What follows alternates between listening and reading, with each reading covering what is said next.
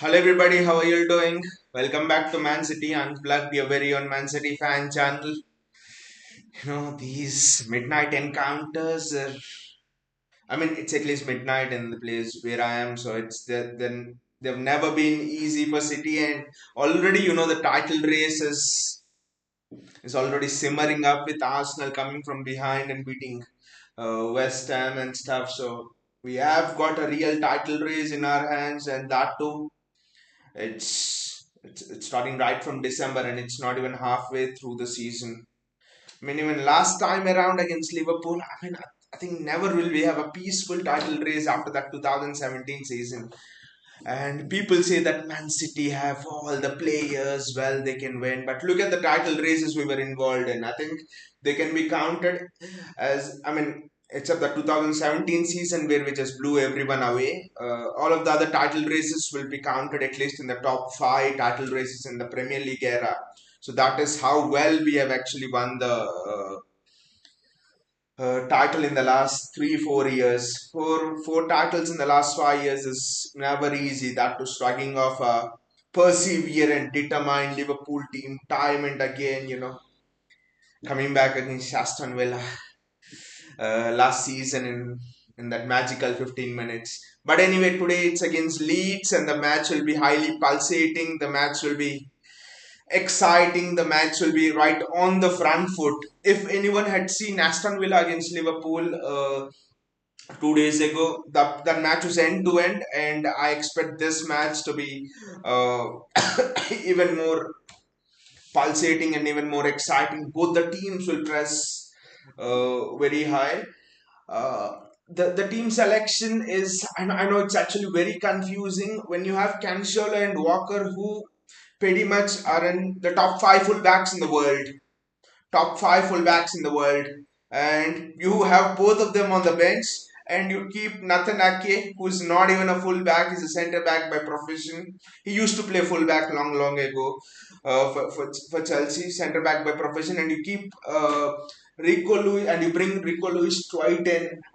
I, the team selection doesn't actually make sense. And looking at Nathan Ake's selection, probably, there's a player who's starting on the right for Leeds. His name is Noto. He's from Italy, and they say he's one of the upcoming young superstars, youth Italian superstars, and he's starting on the right hand side.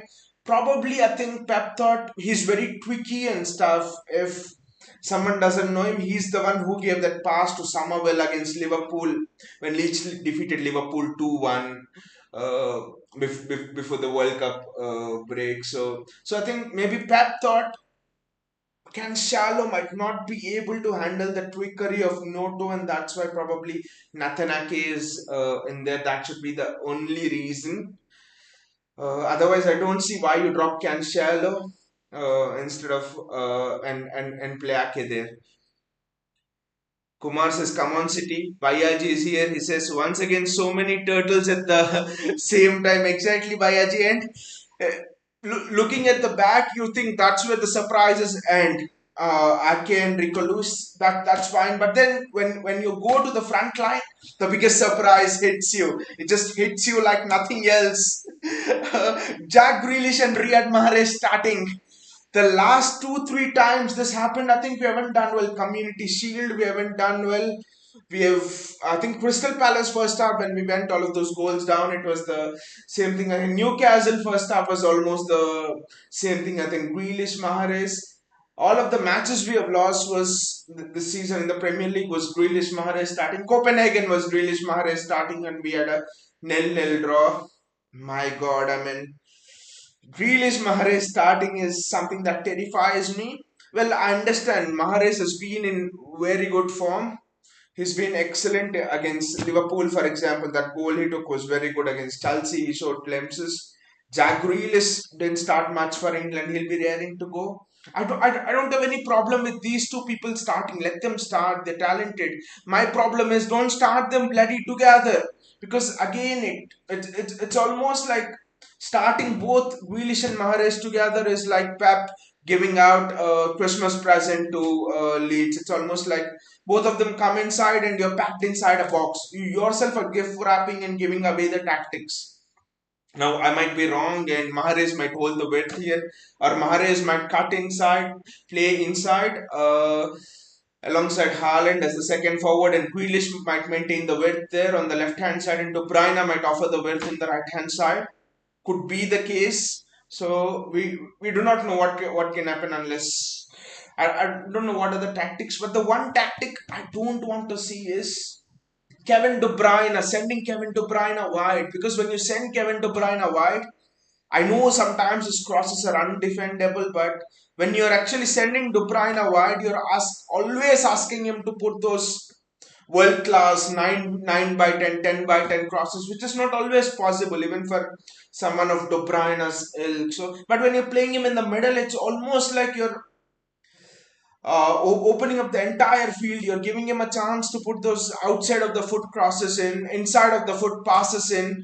You're almost giving De Bruyne a chance to open up the opposition defense with through ball through the middle when you play him right through the center. I do not want Pep to send De Bruyne out wide. What I want is Mahrez maintaining the width and Grealish maintaining the width. I bloody do not care if both of their strength is cutting inside with the ball. I want at least one maintaining the width while the other cuts inside. I do not want to see both of them cutting inside. Actually, that would just be disaster. Wilfried Gonoto, guys, they're just showing it in the lineup also there. Ake versus Wilfried Gonoto will be very interesting. I've seen the guy once or twice when Leeds played, and he's just absolutely electric. I think it's the first start he's getting. His quicker is very, very good. Rico Lewis and Rico Lewis for me, I actually think he has the recovery pace in this sort of a pulsating game. I do think he has those attributes and might be our fullback search, especially search for Kyle Walker's successor. Might end with Rico Lewis and maybe Jan Kuto when he comes out last time. But Mahrez and Grealish, somehow Pep wants to persist with this combination. I want to see how this goes. We have been joking about it in the past, this combination. We have been blaming Pep, but now it's serious time. Now it's crunch time, especially with Arsenal putting in a statement win. And especially in these matches, you see Pep really want to knuckle down something. He generally plays his best 11. I remember, I think 2019 20, 2018-19 season when we were knocked out of the Champions League by Spurs, and we had with that VAR decision where it was just this much offside, and then we had a Premier League match 3 days after, and if we lose that, we were out of the title race, and Pep started Phil Foden. So generally in these kind of a matches, when your title rival puts down a marker, Pep himself does something different, and gone with Grealish and Sterling will be very interesting to see how what why Pep is sticking with that pair. One way of thinking about that is the statement which Pep made in the press conference after the Newcastle match 3-3. He said against teams that play on the break, against teams that want you to commit a turnover, you just have to hold the ball. You just have to be safe with the ball. You can't allow those teams to have a quick turnover. You have to complete the action. I think after that match, we have seen Pep going more with Grealish and Mahrez. So I think one of the reasons is Leeds play on the counter, and he thinks Grealish and Mahrez can hold on to the ball well.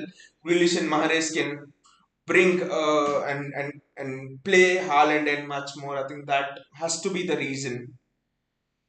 JSK says Rip Mahrez Grealish combo.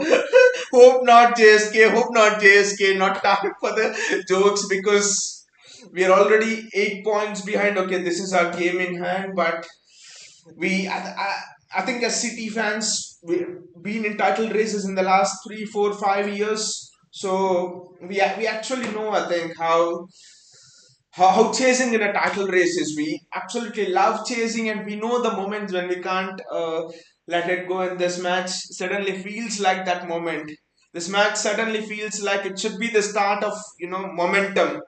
You just can't allow Arsenal to gain momentum from us giving away a draw, dropping points.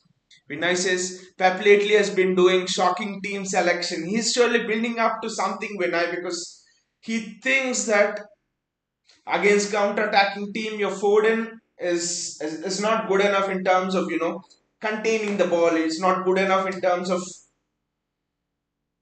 slowing down the tempo. Because when someone asked Pep in a press conference about Foden playing in the center, he told something. He told Foden still is not ready in terms of controlling the tempo of the game. So actually think that that's the reason why Grealish and Mahrez are for playing there. I would not be surprised if after 60 minutes, if he wants a sub, he would do Mahrez, Bernardo Silva, because that is the mode in which Pep is going. JSK says, and I seriously believe one of Grealish or Mahrez should be sold. But I think it would be unfair. I think Mahrez, the contract is, that's a good ball by again. Erling Haaland is almost there. Erling Haaland. Almost that was a nice chip by Erling Haaland, and ah, I mean, you always thought that there wasn't much pace and Haaland wasn't offside for sure. And Meslier got a hand on it, which slowed the pace down. Otherwise, that was heading in for a goal. But good fast start by City. This match is just going to be played at a frantic tempo, such a frantic tempo. Rodri will be absolutely essential. Yeah, Jessica, speaking about Mahrez, I think Mahrez has one more year in this contract. They extend it, maybe they'll extend for one more year. And I think Mahrez will actually leave after that. He is catching up for him. But Jack Grealish, I think, see, it's not about the price tag. Even if Jack Grealish cost only 40 or he would have come on a free transfer, I'll say the same thing about him. It's that Jack Grealish has not been given a fair chance. Fair chance in the sense that he's not been given a fair chance in his best position, which is through the center of the midfield. Look at that. Grealish through the wings. Ilkay Gundogan there. Riyad Mahrez. Look at how central Mahrez is coming here. Jack Grealish. Almost is trying to play in Erling Haaland. Vinay says Rico is exciting, but Grealish Mahrez duo is boring. It's boring if they're playing the way they played in the past in the other matches like in the Community Shield. But it will be exciting if one of them hold the width and the other cuts inside. What a run that is by Riyad Mahrez. Is not offside. Surely is not offside. Kevin De Bruyne. Good touch by De Bruyne. That's a foul on Riyad Mahrez. Mahrez is just cutting inside and playing centrally. He's absolutely playing centrally and is causing havoc there, which means there's more space for Erling Haaland to run into. Meslier had a hand on it. They're showing the Erling Haaland chip, but Meslier had a hand on it. Otherwise, that was a goal. With Rico Lewis, I think next season you'll see Jan Kuto arriving as well, and then Kyle Walker slowly phasing out, I think, and then Kuto and Rico Lewis will be our first two choice center fullbacks, I think, in 1-2 years time. Great work by Erling Haaland over there, turned when there was no space. That was very good work. Vinay says, don't think Milan will take Grealish for Leo. There was a rumor Grealish plus cash for Leo. Rafael Leo has been strongly linked. I would not be surprised if Rafael Leo came to City in the summer transfer window. But again, Gundogan's going. I fully expect now it's Madrid versus City in the Bellingham race, and Liverpool are out. They're looking at Enzo Fernandez and all of those things. So Liverpool are solely out. That's why they've gone for Cody Gakpo, for example. They know that they can't afford Jude Bellingham.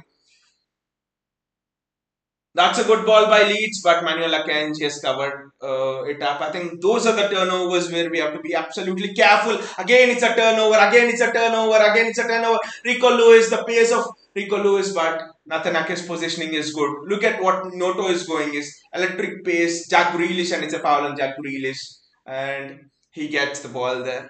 I think Grealish can be a very useful player in those, in those Champions League nights when you have to slow the tempo of the game down. For example, against Liverpool, after he came on, he took a bit of fouls, he slowed the tempo of the game there. If you're just thinking Jack Grealish should be a Rolls Royce player who will score 10-15 goals from the midfield position and give assists like De Bruyne, you're wrong. I think 100 million is a big price tag. I do accept that, but why is he paid 100 million? He's paid 100 million to control the tempo of the game. I think the reasoning is important behind that cash, and that is very well played out from the back by City. Vinay says Rico inverted. Rico is inverted. Vinay Mahrez is almost playing as a second central striker. So it's interesting. It's almost that now you see Nathan Ake, Akanji, and John Stones are playing as a back three. It's a complete back three with Rico inverting alongside Rodri and Kevin De Bruyne playing wide. What a ball there! Ah, almost it's almost there to Erling Haaland. What a ball there again! What a ball there from Kevin De Bruyne. It's the tactics are interesting. I think very interesting. Back three, two DMs, and then you have your De Bruyne and Gundogan sort of playing wide, and then Grealish maintaining the width, and then Mahrez. It's almost a 3-2, 3-1-1, something like that. That's a good ball. Kevin De Bruyne, Erling Haaland. Rico Lewis is offering width on the outside. Rico playing Rico. Rico Lewis is there. Ah, Kevin De Bruyne was so close. At least it looked in the first shot that it was very close. Rico Lewis does extremely well. I think it just didn't curl in, but when De Bruyne struck it, it actually seemed much more closer than that. You can see a bit of a nervousness in Pep's face as well. The title race nerves, the jingles have already begun. Even before New Year has started, even before, I mean, half of the league has been done. I know there's a long way to go, but the momentum is with Arsenal. Risky ball, but when have we played without risk in the defense?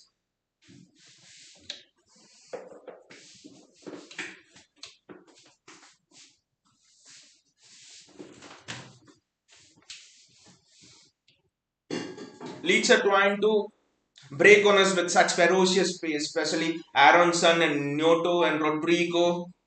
I think we need to be careful of that. Look at Leeds front three; they're just playing so high. Look at Leeds front three, and Aronson is a great runner with the ball. Nyoto is electric. You know, I've been saying a lot about Nyoto, but it's just so electric.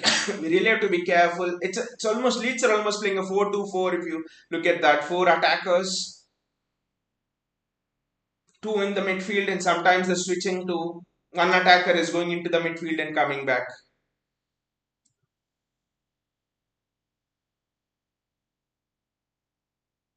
Our centre backs themselves are playing so wide. Ake is almost playing, he's playing in the auxiliary position between a full back and between a centre back. Nathan Ake is the spare man here. Leeds know he's good on the ball, but he's probably the most limited on the ball in terms of City stature.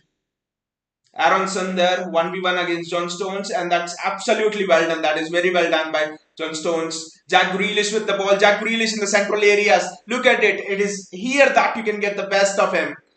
In the central areas, Jack Grealish is absolutely superb. Riyad Mahrez, Rico Lewis playing in the center of the field. Rodri finds a pass to Ake. Ake gives it back to Gundogan. City having to work hard here. Not just in terms of unlocking the Leeds defense, but in terms of protecting the ball, in terms of preventing that turnover. Nathan. That's a foul on Nathan Ake, I think. No. Referee says no foul. Oh, there's a turnover there. Erling. Just chase him down. That's out. Tactically, the game has just been played in the middle. The pitch is so condensed, there's no space at all.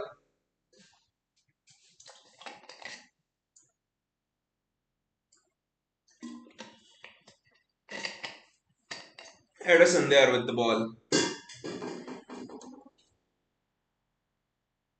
Rico Lewis. Interesting position. Just imagine the wealth of knowledge which Rico Lewis would be absolutely gaining, playing in the exposure for a 17, 18-year-old playing in such a complex tactical role. Kevin De Bruyne, but they're just having two men on Kevin De Bruyne. We just can't. That's a short pass, but not short enough. Ake can get there. Jack Grealish does well. Grealish does extremely well when he's coming inside.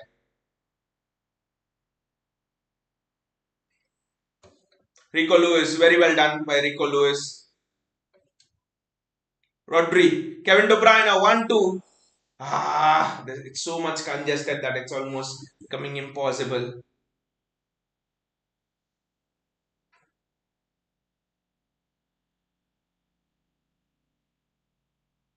Erling Haaland, Kevin De Bruyne, Nathan Ake does very well. His body positioning there is just the body positioning of an extremely top defender. Ake is playing extremely well. Is Pep sort of moving towards the back three system? Because in his last year at Barcelona, he sort of tried to implement that. It never worked out for him. He tried to implement it, if you remember, in the 2017 season when Mendy came. It didn't work out then. So easy going towards that system. Do we have the players? Rico Lewis is one such sort of a player who can play there. He absolutely has the centre backs now to play a back three system for sure. Nathan Ake there again, the spare man. The pass from Ake is always been cut out. They're not giving Ake the space to deliver the ball into, and they know that Ake can't, deliver that curling ball and stuff. So they're giving him time on the ball, but then there's no spare man available for Ake to make that easy pass. There's space available with Riyad Mahrez to make that pass, but you can't expect Ake to hit such a delicious diagonal over there. It's not a Kevin De Bruyne. Manuel Akanji taking his time on the ball. 11 minutes have just gone by. I was watching the Arsenal West Ham game, and after West Ham went 1-0 up, it every minute seemed like an hour. When scenarios are in your favor, clock just ticks away very slowly, and when scenarios are against you, it just seems like clock has some other work to finish. It just speeds by you, accelerates by you. Edison there, Edison with a misplaced pass of all people. Eddie, come on, Eddie, you of all people. The match hasn't burst into life. No way has it burst into life. But tactical wise, it's been a chess match. Both the teams cancelling each other out.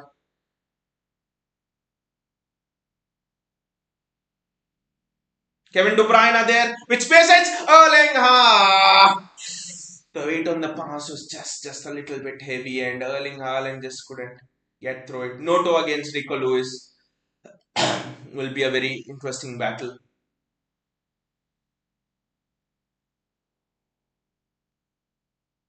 Erling Haaland had two chances, and I think the second one was actually a bit difficult. I mean, sometimes seeing us being so cancelled out by the opposition team's tactics, you would think, why doesn't Pep just play a 4-3-3 in the normal way? Why does he want to do this back three, front three, all of this nonsense? Why doesn't he just put a 4-3-3 in the normal this thing? That's a good ball.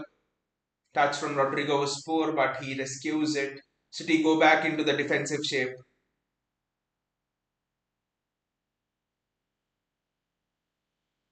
And it's a 4-4-2 in defense, and that is the normal way shape we play. Nathan Ake does extremely well there. Manuel Akanji does very well.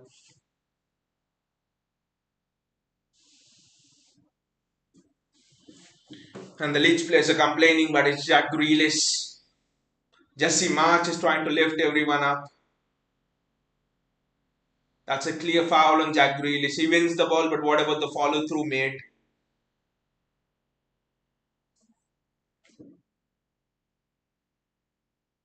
I think we need to find another way for Haaland to be called into action. You just can't expect De Bruyne a through ball Haaland, and Haaland runs onto it and scores 1v1. We need to find another way. Natanake, back to Edison. The long diagonal ball by Ederson. And it finds Riyad Mahrez. Yes, it does find Riyad Mahrez there. What a ball by Ederson. Kevin De Bruyne. I think was it Rico Lewis? It was Ilkay Gundogan. You sort of wanted Erling Haaland on that ball, but on the end of that cross, you sort of wanted Erling Haaland there. But what a ball by Ederson there again. Wonderful ball. Kevin De Bruyne, look at it. You wanted a Haaland. Haaland was there and it's 1-0 City. It's definitely 1-0 City if Haaland was there. Pep Guardiola just sitting there, sitting on the Gatorade box.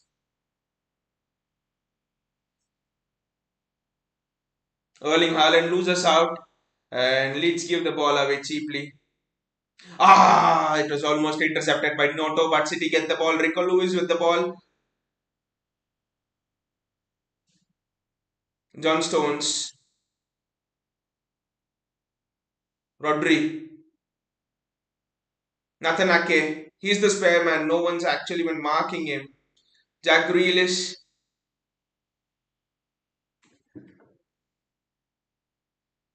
They're trying to release Aronson. I think it's Aronson against Akanji now. And I think it's Jack Grealish who does, it's John Stones actually who does extremely well to read the run. And it's Rodri there taking a chance inside the box. If City can play through this press, I think we have wide open spaces. We need to be brave. For people who are thinking we are doing nonsense, no, you need to be brave. I think we need to be taking chances here to break down this Leeds team. We need to play through them. Manuel Akanji, Ilkay Gundogan. It's actually Rico Lewis and does extremely well. The way he evaded the press, I thought it was Ilkay Gundogan. The weight of the pass wasn't just there. I think it's Mahrez to Gundogan and the weight of the pass wasn't just there. We are just not getting that final pass right.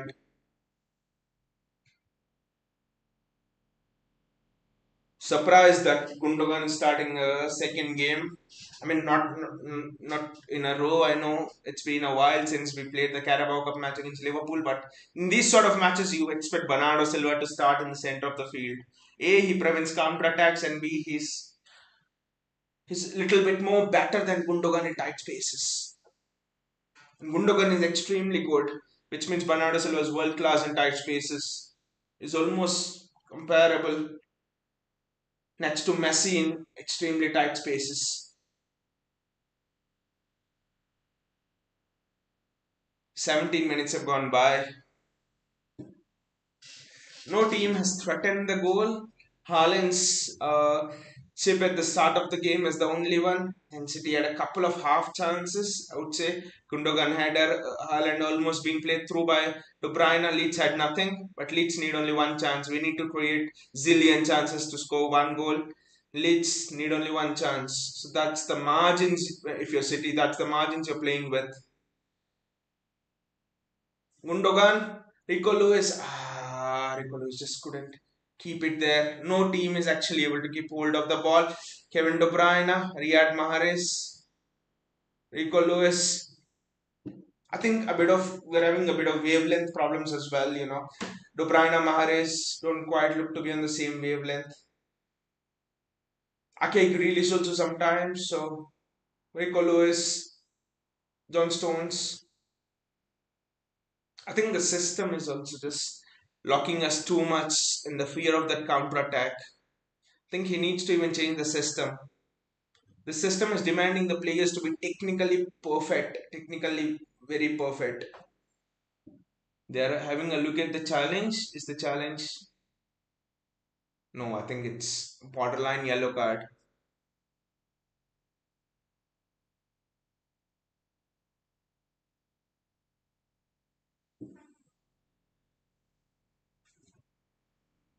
It's a free kick, but City would have loved to continue on with the play.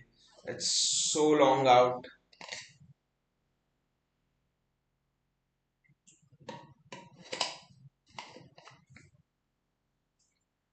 Riyad Mahrez. Ilkay Gundogan. I know it's tough from such a long range, but Gundogan almost did it. Meslier was rooted to the spot. It was almost, Meslier was wrong footed almost. In those kind of situations, you sort of want someone to put a foot through so that it just diverts it into goal. Has been an interesting tactical battle so far. You look at the stats and you think what a snooze fest this has been, but that's not the case. It's been a top-notch tactical battle. Both the managers making chess moves. Jack Grealish through the midfield. Look at him driving Riyad Mahrez. Will he play Riyad Mahrez in? Foul on Grealish, but referee thinks it's not a foul. City are defending well here. John Stones is down. Is it an injury? It's maybe a bit of a back problem, but that's fine, I guess. Grealish is the one actually who's down, not John Stones.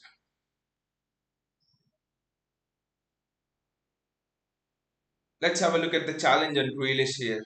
Haaland is even telling it to the ref. That's a yellow card challenge, I think. He's just almost body checked Jack Grealish off. That's a yellow card challenge.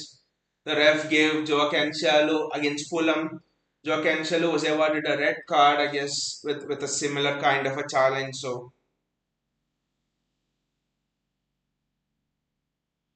it's been a tough tactical battle. It's been very tough. I'm maybe feeling you need a Foden here. You're lacking a Foden here. Again, it's the same debate. Grealish and Riyad Mahrez, both similar kind of players,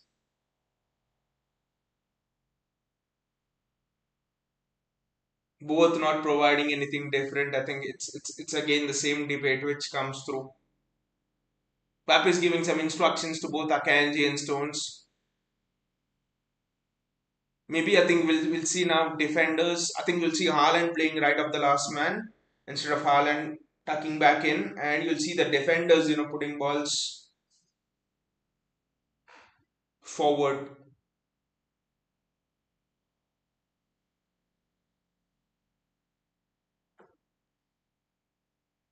Grealish is arguing with the ref. Jack, just don't waste time.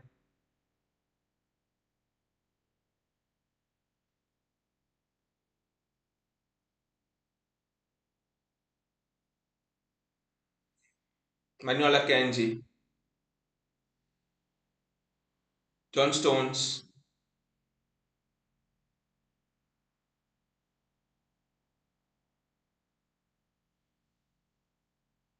Nathan Ake. There's a little bit more urgency in the play if you see after Guardiola's conversation with both Akanji and Stones. I think he wants Stones to take more risks. He wants Stones to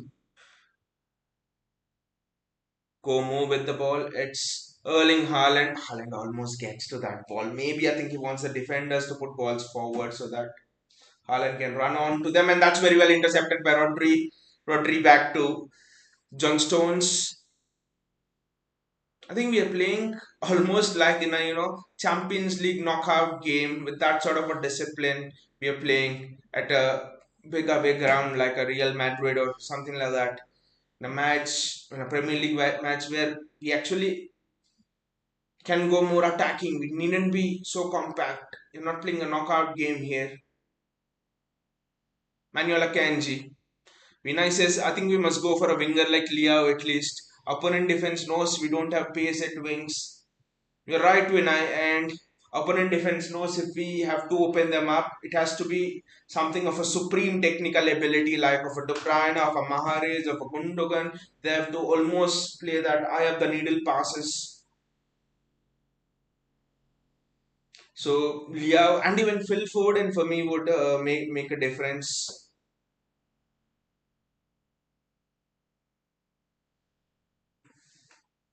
Otherwise, it's just being so predictable. I mean, and other thing that is intriguing me is if Ake is the spareman with the ball, if Pep wants his defenders to hit those diagonals and long balls, then why is he starting Ake over Laporte? We know that Laporte is one of the best diagonal crossers. Laporte is one of the best on the ball.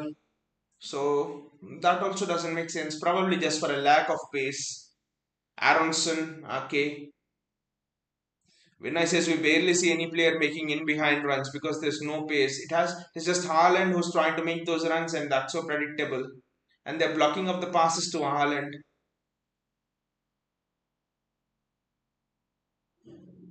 Grealish Ake. That is the only combination I'm seeing.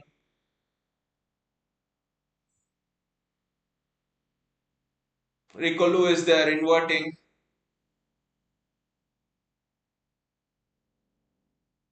John Stones. This match is just not going anywhere. It's almost like we are playing as if we have a 2-0 lead from our previous leg, and we just need a nil-nil or something. We're playing as if we are playing a second leg of a Champions League knockout match.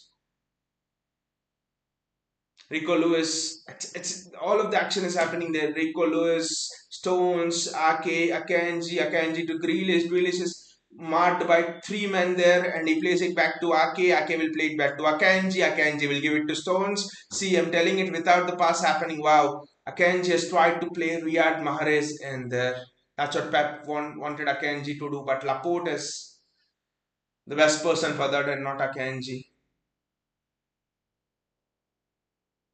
This is the most unlike City way I'm actually seeing us play, unless it's preparing us for tough knockout Champions League games where you need to play the way we are playing. Two compact wingers who don't give the ball away, three at the back defense, an extra shield with the fullback tucking in. You don't need to play a Premier League game like that, especially in a match where you have to score goals and win. I still don't understand this.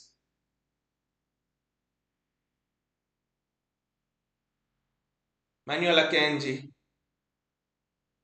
Nathan Ake, Jack Grealish does well, but Leeds have no ambition there, and why should they have an ambition actually?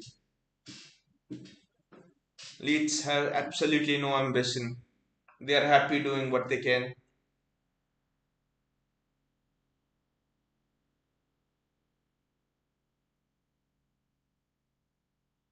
I actually think it would be now. I'm feeling it's better to get rid of this back three shit, bring on Kyle Walker, and ah, the referee now gives a free kick in favor of Leeds.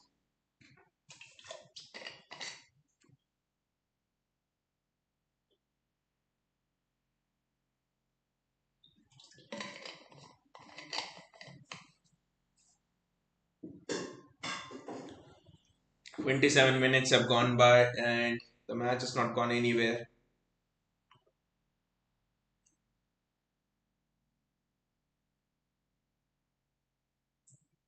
Why not make it an end-to-end match, Pep? It suits us more than them. Remember, we have the talents to outscore them. Why not make it an end-to-end match? Vinay says and search for left back continue. There have been links with Rafael Guerrero, Vinay. Uh, but I would actually be a bit I would actually be a bit worried if we get Rafael Guerrero because he's an excellent left back, but again he'll be a left back who can't defend.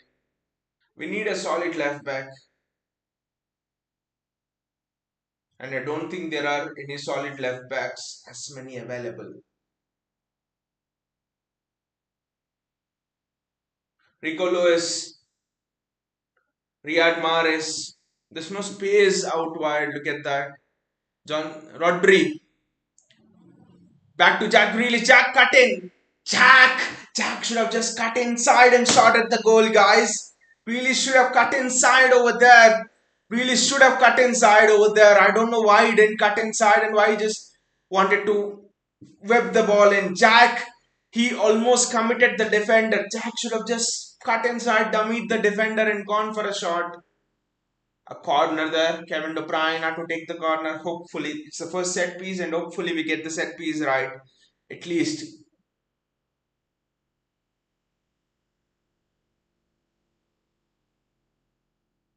And it's straight in the hands of Meslier. Nothing is going well.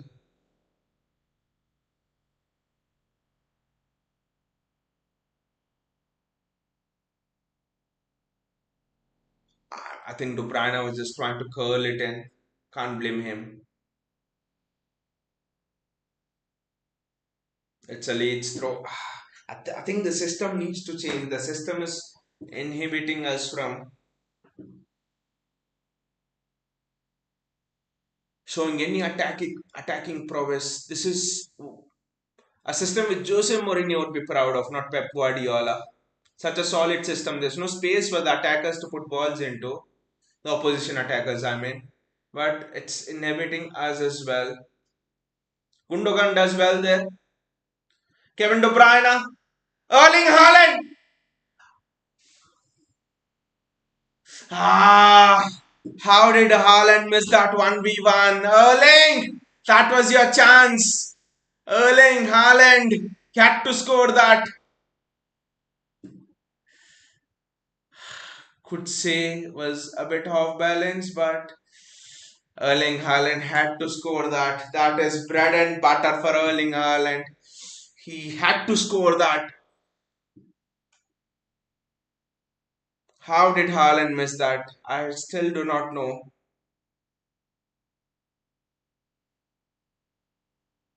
That is such a quick transition.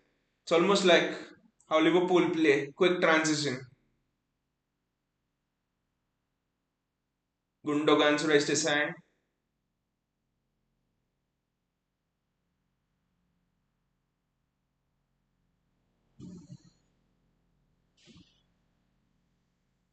That's a corner for City. Mahrez was just shaping to shoot there and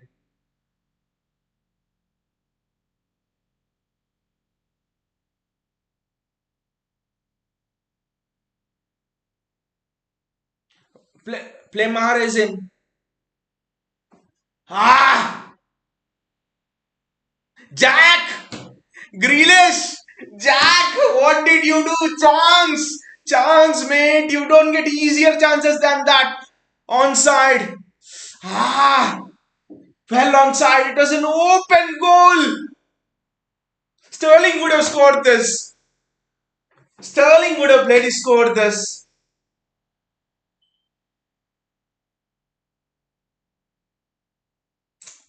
Thought the nightmares of these kind of misses were over with Sterling, but Jack Grealish is still there.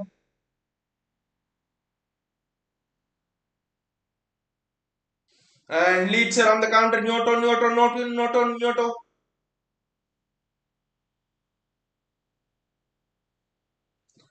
Ah, two bloody chances, two one-on-one chances. These are the chances you bloody need to put away.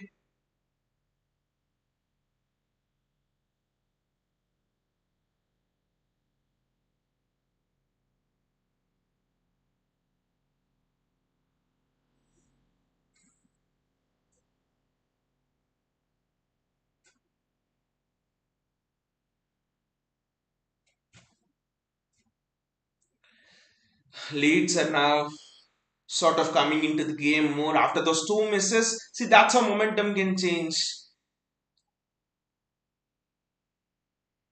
Grealish can only run through the pitch, says Vinay, but Sterling can do it better, right, Vinay? At least with Sterling, you had the. See, if I have to choose between the misses of Sterling and Grealish, I will go with Sterling misses any day because Sterling, even if he misses, he has pace, he drags defenses out, he carries the ball faster, right?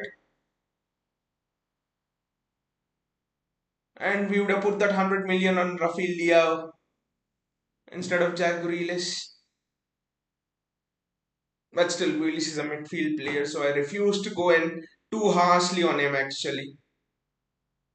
Nathan Ake there, Nathan, can you please just pass the ball fast?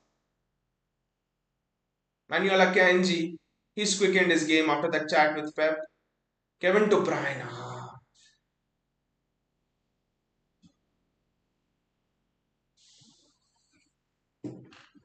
The space is now with Jack Grealish. We are now shifting the play faster. We are just taking the play to one side and then just crossing it faster on the other side. That's good to see actually in terms of injecting pace into the game.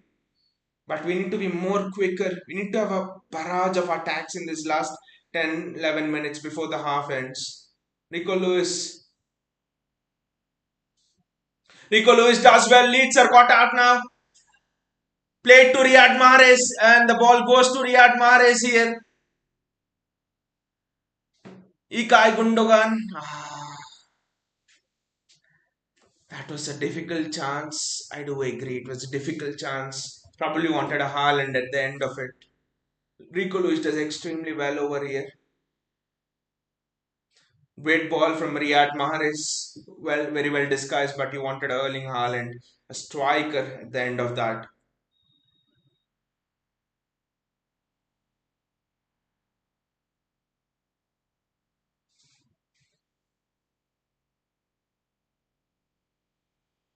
Christensen is throwing the ball, and I think we need to inject some pace into this game.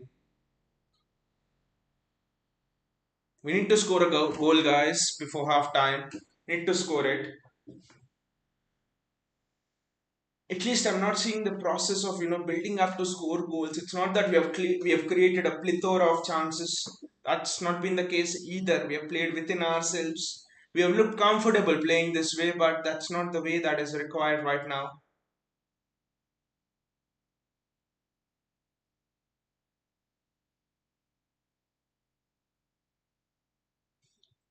Rico Lewis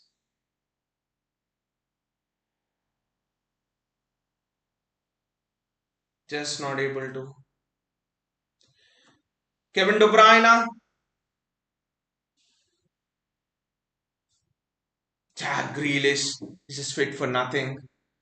Gain, Nathan Ake, Kevin De Bruyne in the wide position. I think he just got the pass all wrong, but City are just now starting to up the gears. We are starting to turn the screw. 10 minutes remaining, and wonderful ball there to Kevin De Bruyne.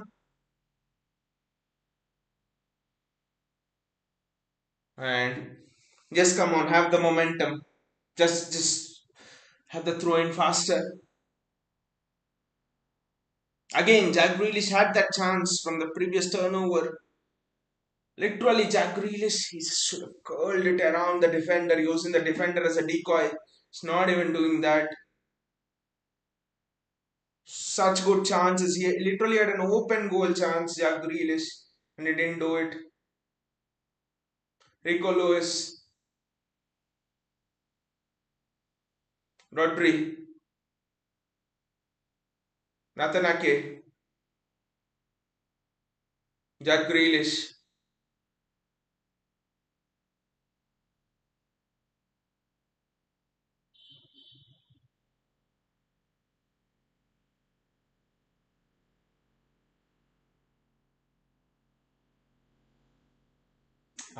We give the ball away, and it's a Leeds turnover, and it was almost a 3v3 at the back temporarily, but City get back. Nyoto with the ball. Rico Lewis versus Nyoto. Good positioning by Ilkay Gundogan. Excellent positioning. He's done that twice or thrice in this match. Ilkay Gundogan, his positioning sense is just superb. The match is now just opened up a bit. It's going end to end. Kevin De Bruyne, John Rodri, to Ake, Jack Grealish. I don't know. He's just running horizontally through the pitch. Jack Grealish, and it's Riyad Mahrez. And I think Mahrez gets the foul here, but just not going anywhere with that. Yes. I actually think of a similar game last season against Brighton when we were sort of in that last 5-6 games phase when we had to win everything to get the title from Liverpool. And he played Ake the first half, it was nil-nil. Then he brought in Zinchenko in the second half, and suddenly everything changed. I think we won the game by 2-0 or 3-1 or whatever. So I think is Sergio Gomez capable of doing such a job? I mean, why am I going for Sergio Gomez? Cancelo is there. Probably he'll bring on Cancelo. It will be another attacking outlet. I think if you give the same kind of time and space to Cancelo, which they're giving Ake, I think Cancelo can do a lot more with it. Kevin De Bruyne with the free kick. Grealish had a chance. I will count it as a chance. It came so well onto the foot of Jack Grealish. Grealish had to at least test Meslier there. Jack, I think you bring on Cancelo in place of Ake.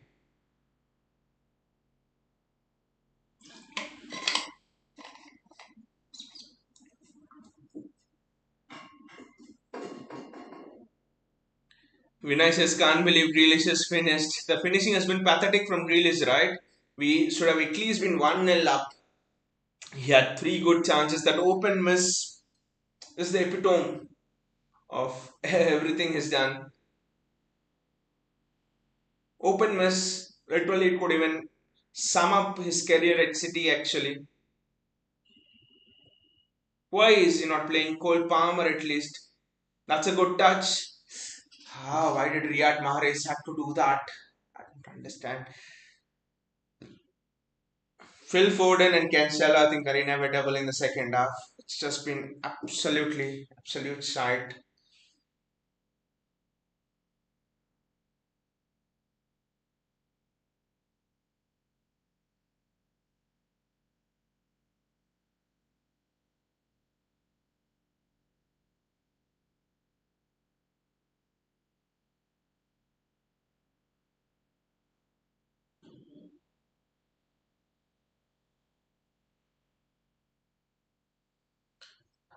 That's a quick switch from Leeds, and Natanake is there. He's done well.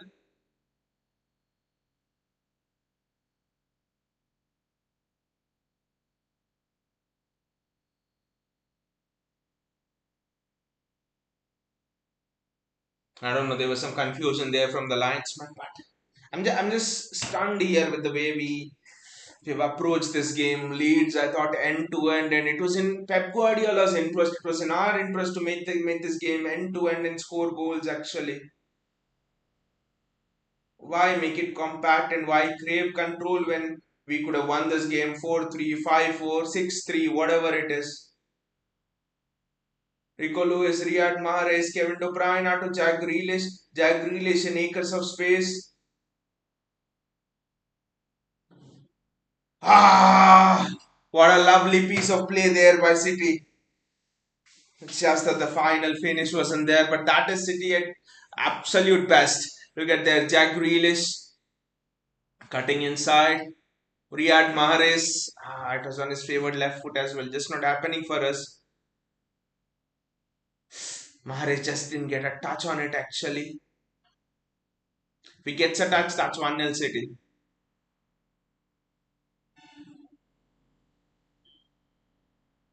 Meslier kicks it long into the night sky. Defensively, we have looked solid, but you would believe Gareth Southgate is the manager and not Pep Guardiola by seeing this.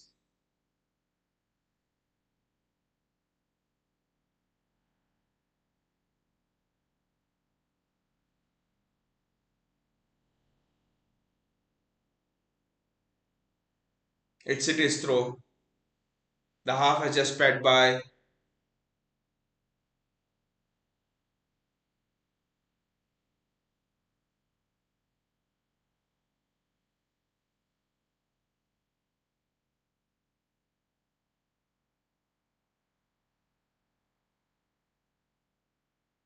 It's City's throw again. One more attack at least before we end this half.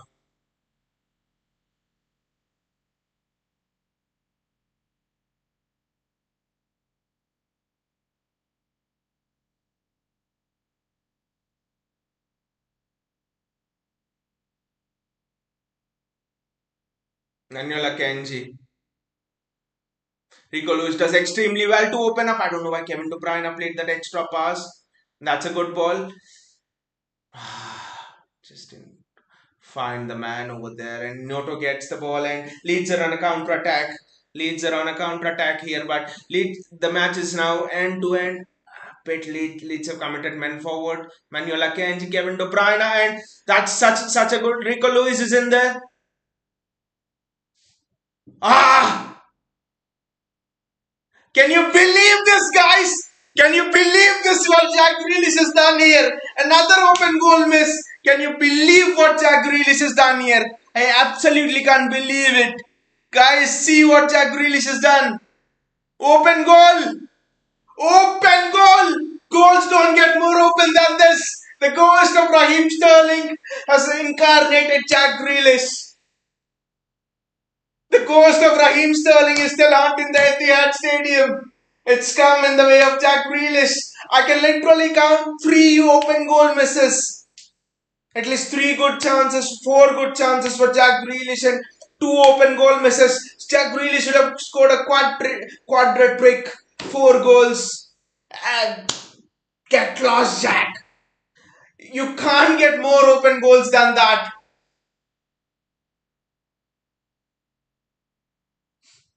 And how difficult was it to work out that move? Kevin De Bruyne running there for one last chance, for one last move.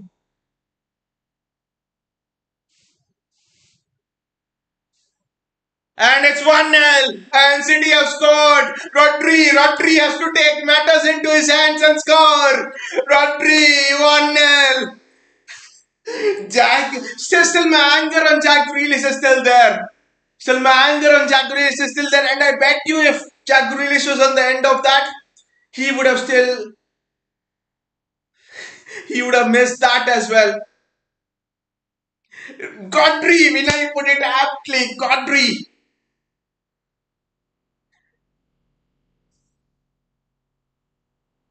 Haaland was offside, but not Rodri. Haaland was offside, marginal offside, I think, but it was not Rodri who was offside. Rodri was onside.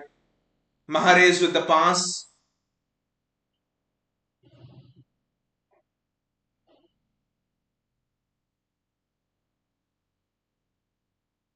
Vinay says, sell Grealish as soon as possible. Even in a crap store, even in a store where they sell all the crap, even they won't take Jack Grealish. Where can we sell Jack? You can't, but just I mean, there's no explanation for missing those chances, and that to a guy who regularly would take free kicks for Aston Villa. How has he missed those chances? I just cannot understand. Just cannot understand. Bring Sterling back. If you want a player who misses all that, bring Sterling back at least. At least it gives you that pace up front. At least it drags the defenders. See, all of the actions of Sterling are absolutely good apart from the finish. But here, Jack Grealish doesn't make any of those attacking actions as well. And by the way, Sterling defends better than Grealish. So work rate of Sterling is better than Grealish, except the finishing. When the finishing of both is crap, I would take Sterling any day over Jack Grealish. Coutinho says thankfully Grealish wasn't involved in that attack for goal. I was sure Coutinho that if Grealish was there in that attack, he would have missed that as well. It would have been a hat trick, three open goal misses. £100 million paid, paid and sealed. Jack Grealish paid and sealed down the drain. That's what Jack Grealish should have done if Grealish would have been on the end of that move. It was just a Jack Grealish disaster class. Nothing more than that.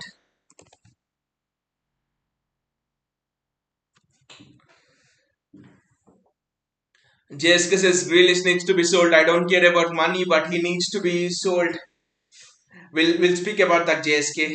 Kandenya says Grealish needs a break just to get him into the right mental peace. Bayaji says Grealish hopeless in front of goal.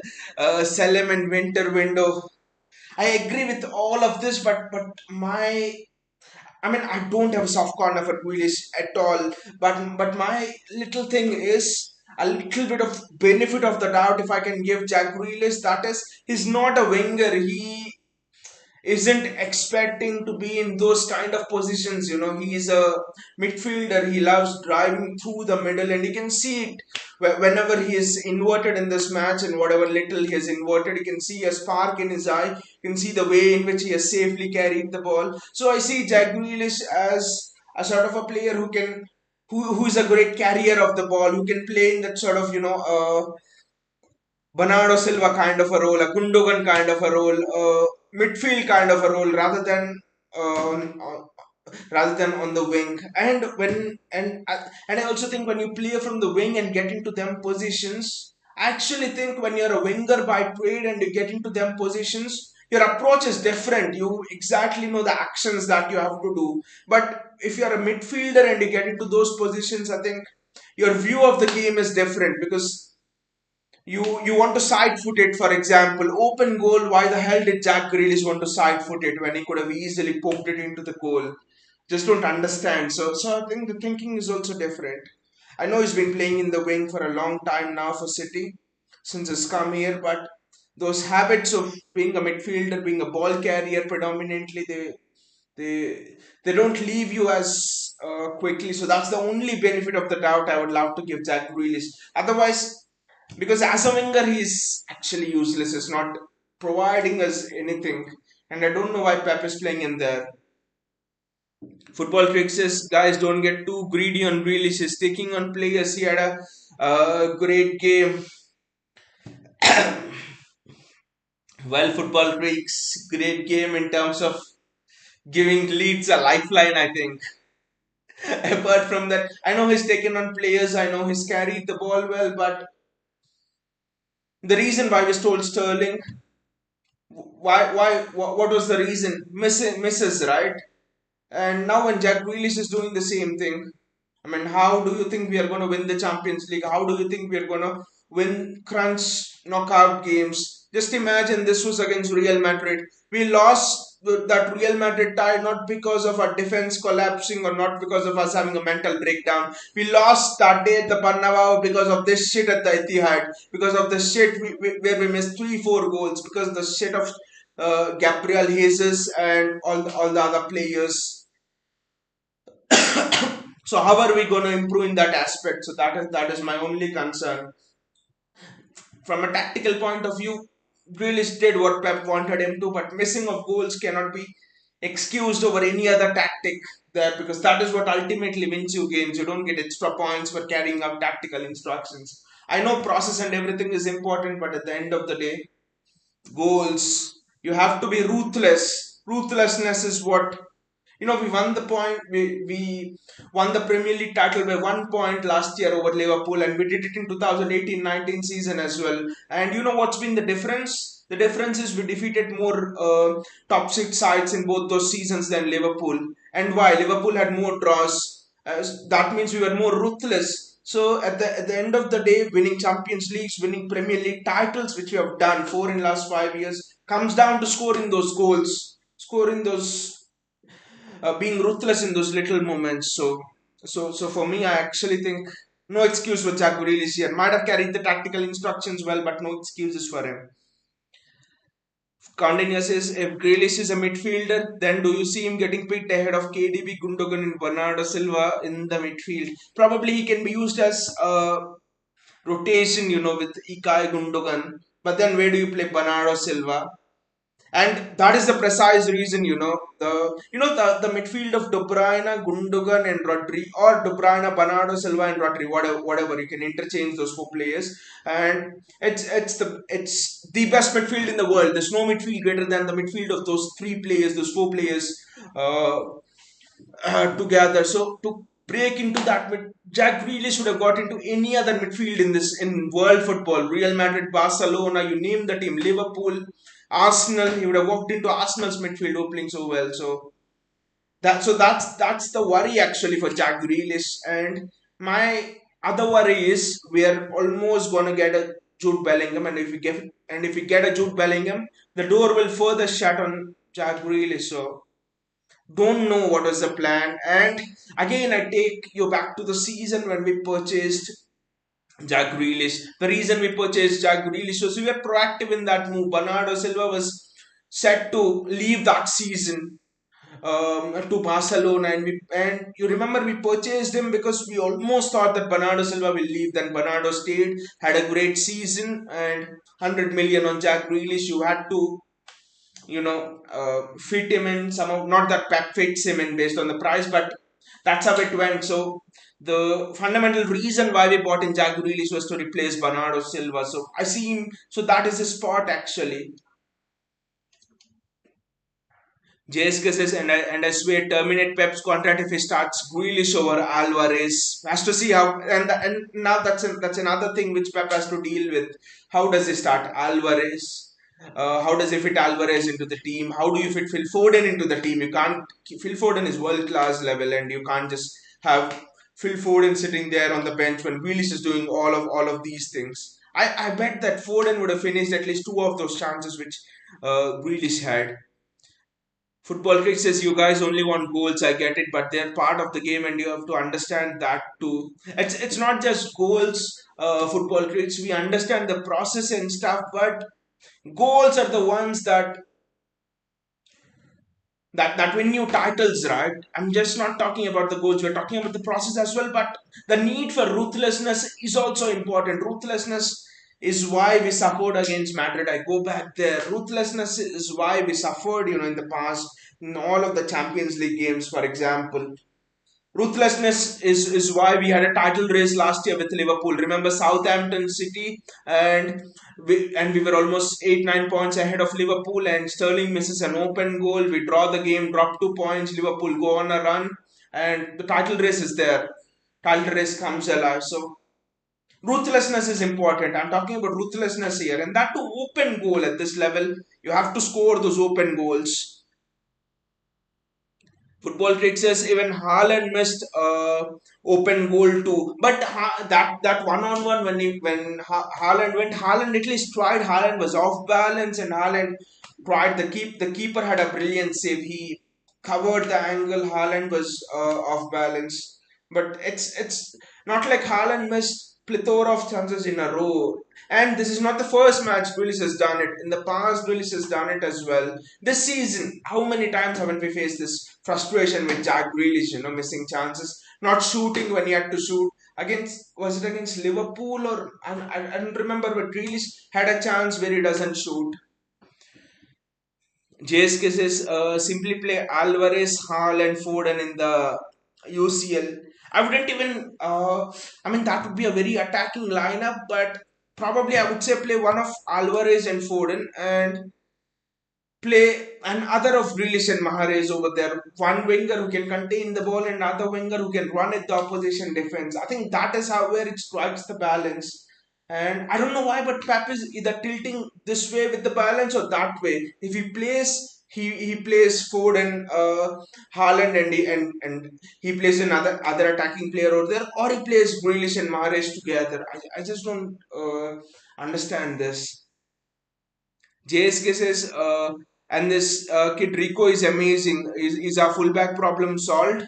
I probably think I mean, I would say it's way too early. It's just early times to say it. But what I would say is Rico Lewis is having an excellent technical education, tactical education. You're 18 years of age and you're set to play an inverted fullback, tuck inside, play wide at certain moments when the ball is in a certain place. So Rico Lewis is just having overlap at certain moments, get back at the right time. He has not left a single hole in the defense. I think this is the kind of education that Trent Arnold has missed under Klopp, for example, and this is what Rico Lewis is getting. This is what will make Rico Lewis defensively Rolls Royce as well. Rico Lewis has been very good, but I think Jan Kuto. I expect Jan Kuto to come back. He's an exceptional talent, Jan Kuto, and not just a talent. One-on-ones, cutting inside. Jan Kuto's delivery is almost like Trent's delivery. It's so good, Jan Kuto. So, I mean, those kind of deliveries in world football last season, which Trent does curl inside. Jan Kuto is the second most successful completion rate after Trent. So, Jan Kuto is so good. So, I think next season, Jan Kuto and Lewis will fight it out with Kyle Walker just, phasing out. Football Kid says, I think I have a feeling we will re-sign Sane to solve winger problem. Would be mind-blowing. Football Kicks if Sane comes. Just imagine the the ridiculousness in our attack if Sane comes. Sane, Haaland, and Foden. Sane, Haaland, Alvarez. I mean, that attack would just be it would just be mind-blowing. That attack would be ridiculous.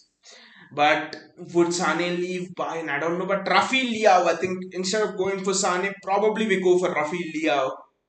And Rafael Leao, I think is emerging the pace of Rafael Leao. I think I'm just looking forward to seeing Foden, Haaland, and Rafael Leao. That would FHL, that would just be something else. HFL, HLF, that would just be out of this world. Leao, Haaland opponents would be shit scared of that kind of an attack. Carlos Borges is there, yes. JSK says Carlos Borges is basically reincarnation of Leroy Sané. He should be given chance ahead of release. I was seeing an under 2023 game or under 18 game. I don't remember, but Carlos Borges is just superb. And there's D Lottery or someone who plays on the other wing to Carlos Borges, and both are giving winger to winger passes, and it just reminded me of that 2017 season. I think that was the best attacking front three we had. Sane, Aguero, Sterling. Sane to Sterling pass. That just gives me goosebumps, guys. When I just see time to time that 2017 season, Sane, David Silva, Sane, De Bruyne, Sterling. Just those days were so memorable, right? Those moments, that 2017 season, Silva, De Bruyne, Fernandinho, Aguero, Sterling, Sane. I think we somehow need to bring something like that back again.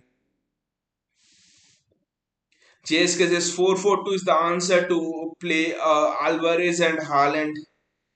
4-4-2 brings another problem actually, JSK.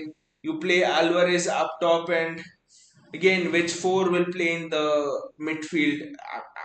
Maybe you could play midfield diamond then with Rodri holding De Bruyne at the tip of it, and Bernardo and Gundogan. Actually, think that is not bad. That is not bad at all.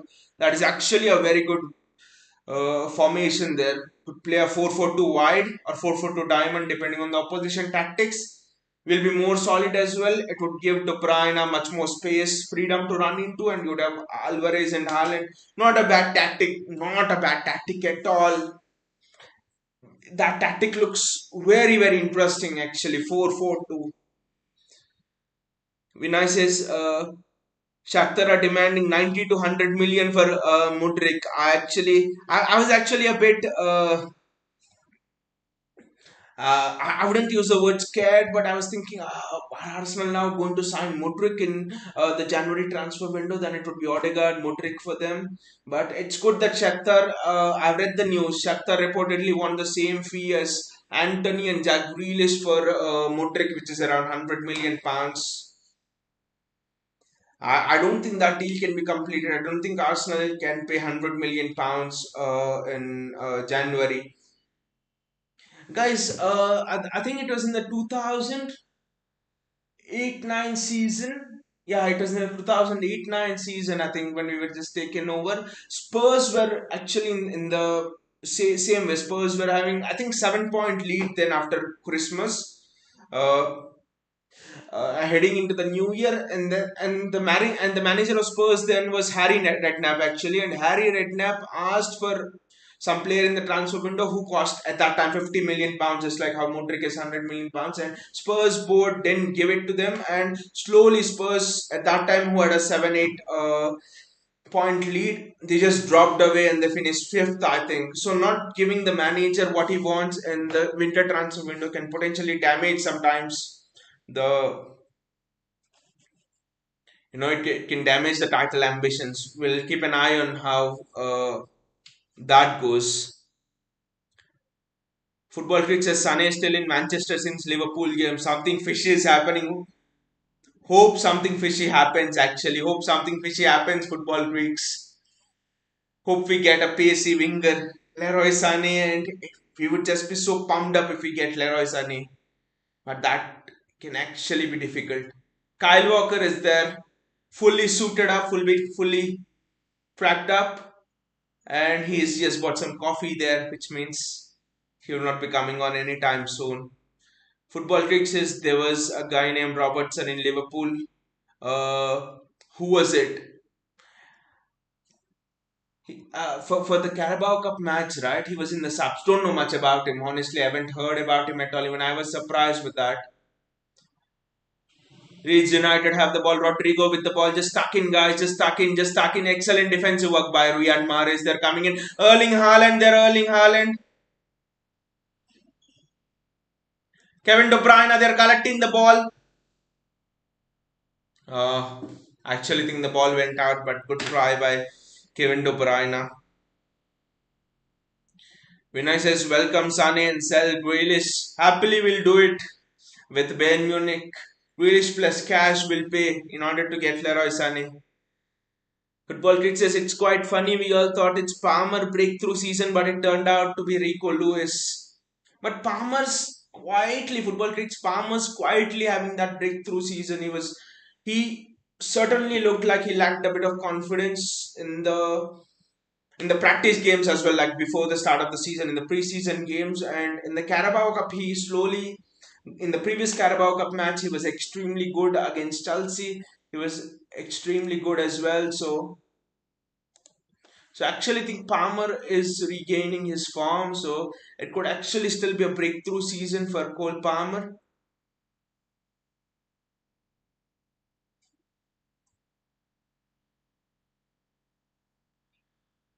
Vinay says, what's Walker doing in the dugout? He's sipping his coffee and enjoying the chilly night in England. That's what Kyle Walker's doing.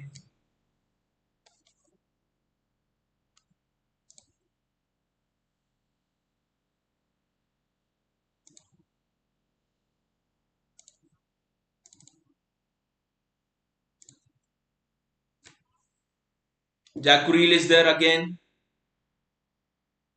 Rico Lewis is playing extremely well.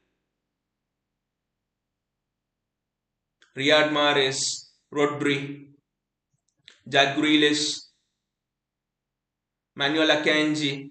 Akanji has been more active since that chat with Pep Guardiola around about the 30-minute mark. Nathan Ake is done extremely well there to get the ball, and Ilkay Gundogan managed to keep hold of the ball. Nathan Ake in the box. If only Ake was a little bit more.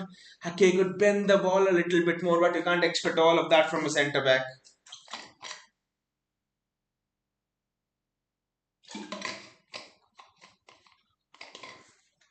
Meslier there.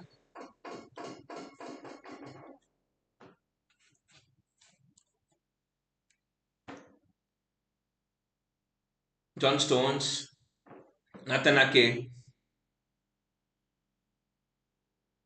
Nathan Ake there. He's getting more involved in the game, but I actually thought Cancelo will come on for Ake, but I think Papa is fearful of the Leeds counter attack.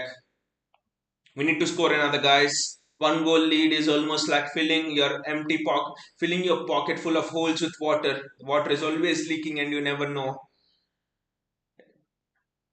when your pocket might just empty out.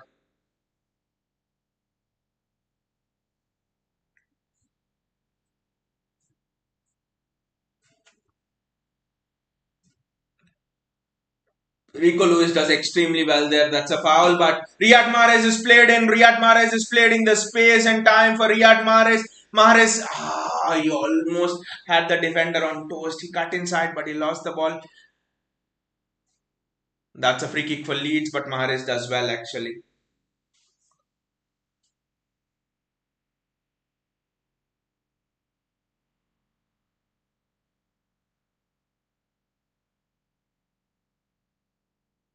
It's just a clash of legs. Harsh to give the foul in favor of Leeds. Very harsh, I would say.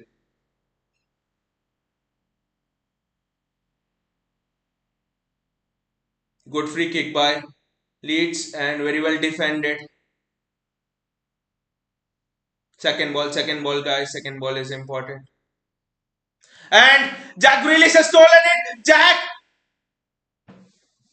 Haaland! Erling Haaland! Erling Haaland does it. Grealish assist and Haaland goal.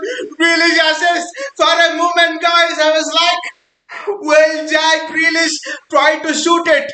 Will Jack Grealish try to finish it? I swear, if Jack Grealish tried to finish it, that would go down as another miss. But the tenacity of Jack Grealish there is superb. Look at it again. Grealish playing through the middle is where you got the best of him. And the pass from Grealish is just out of this world. And Haaland just gets his customary finish. Cooler than a cucumber. Look at it. Haaland. He just couldn't miss it.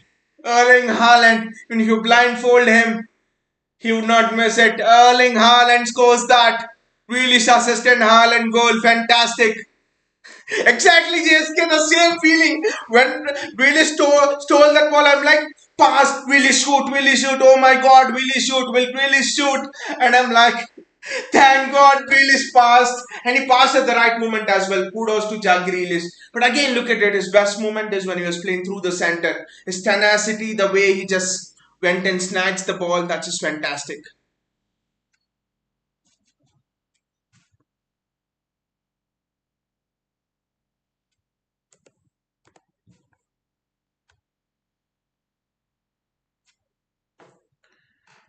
Erling Haaland getting his customary goal. What he now has 25 goals this season for City in all competitions. How many goals does he have in the Premier League? I've just lost count.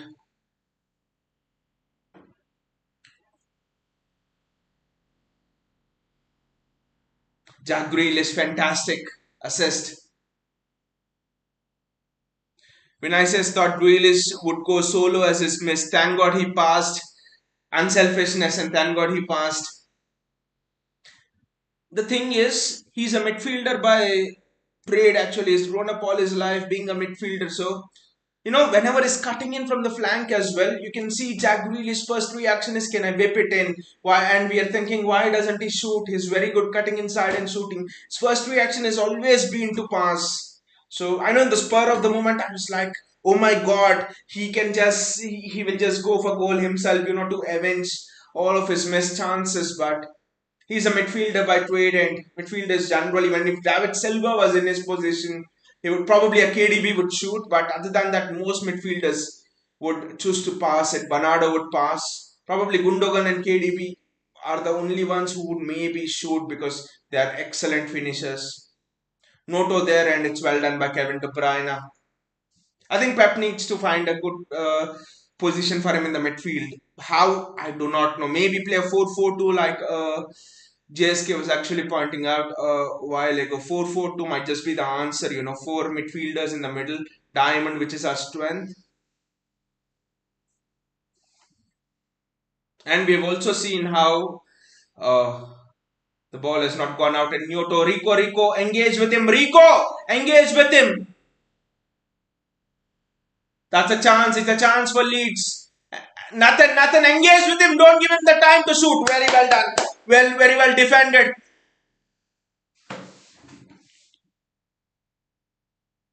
Very well defended. Very well defended. JSK says Grealish should be replacement of Gundogan, but Jude Bellingham, JSK. I'm increasingly confident that we'll get Jude Bellingham. Rico, just engage. Don't let him. He's done an nutmeg there, but the ball just gone over. Ball just gone over. JSK says Jude Bellingham will be replacement for Silva. I don't think that is the case, JSK, because Barcelona now cannot afford to. Because Barcelona are now trying to bring back Lionel Messi, which means the reports are they're concentrating the finances on Lionel Messi. They want to activate 1-2 economic levers.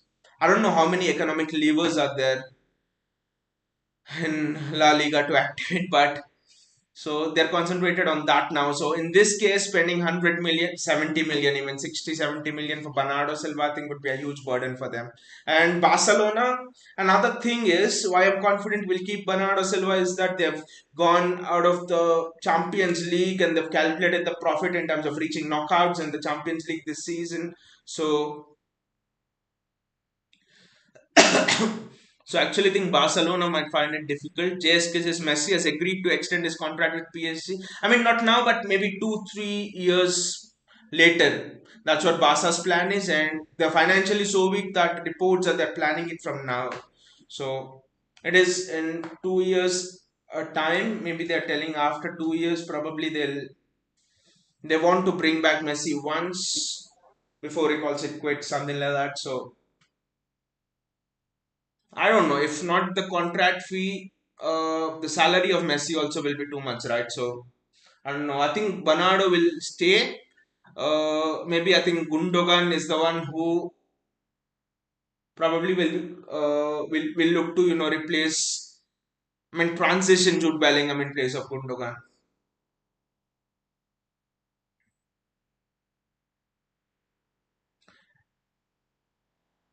That's a very good pass. And who's the ball? Who is the one who's given the ball centrally playing a sideways pass? Who is it?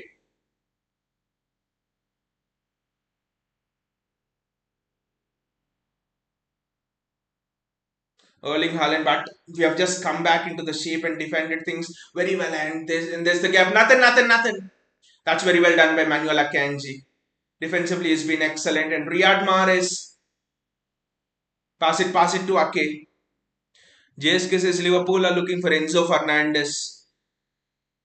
We can get Bellingham. I think Liverpool have given up on Bellingham actually. Uh, Kevin, offside flag is up. I thought Haaland was in, but I think it was Kevin De Bruyne who was already offside over there. Yeah, De Bruyne was already offside, and it was not Haaland who was offside. For Enzo Fernandez, the interesting thing is, I mean, we could have got Enzo Fernandez for what? Around about 20-30 million? Cheap.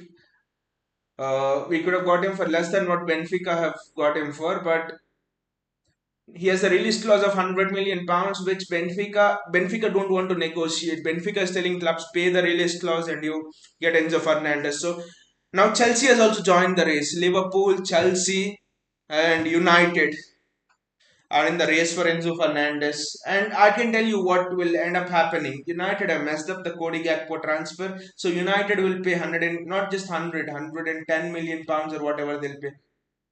They'll pay over the board salary and to Enzo Fernandez, they'll pay the release clause, they'll pay over the board salary, and they'll get Enzo Fernandez. I think that's what will happen. And Liverpool, I mean, Enzo Fernandez to Liverpool, and I bet that Liverpool will be back in the title race actually. Because you look at that, Enzo Fernandez is almost like they're getting their Genie Wijnaldum back. They haven't had a player like Genie Wijnaldum since he had left in their lineup. So suddenly they have addressed two of their problems. Firmino getting old, Cody Gakpo can do that. So now you can rotate Darwin Nunes and Luis Diaz and Salah and your Diego Jota. So I think Liverpool, if Liverpool get Enzo Fernandez, we have Liverpool in the title race as well.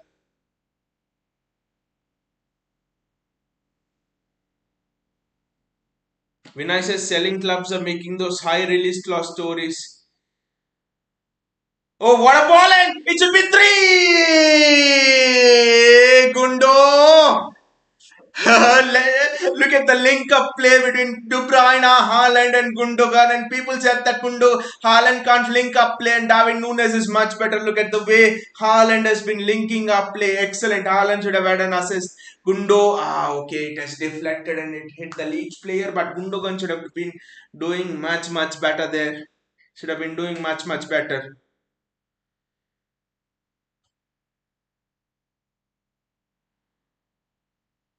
They might be Vinay, they might actually be making up those high release clause stories, but I actually think it's a fact about uh, Gundogan there. He retrieves the ball. I think it's a fact about Enzo Fernandez. Vampires is bro feeling sad for you, but I will support. Feeling sad? Why? Why do you want to feel sad for me? I don't know. We are comfortable here. We're winning. Even if we were not winning, I'm confident. There's no reason to feel sad. The defending has been very good. I think Pep has also switched the system a bit. It's a back four now rather than a back three. Sometimes it's a back four. Is it? No, he's actually come back to a back three.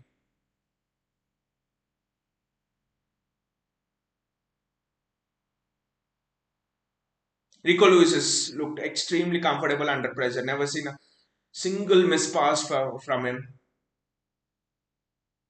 Where is Grealish playing? I'm interested in looking at Grealish's position. Natanake is playing in a much more advanced role. Rodri, Rico Lewis is playing in the holding role here almost. And it's Rodri who's playing bit wide, and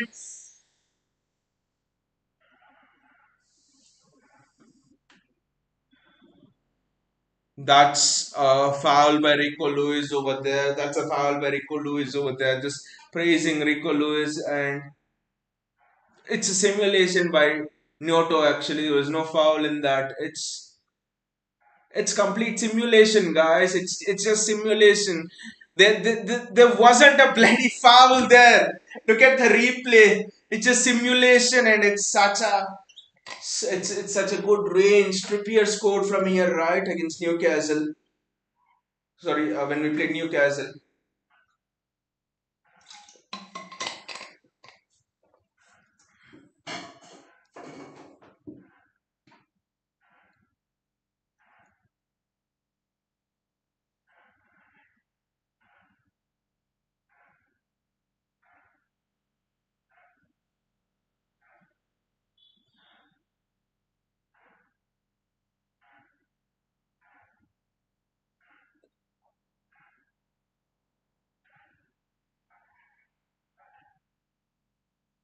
The range is very good. I'm actually a bit afraid of this free kick.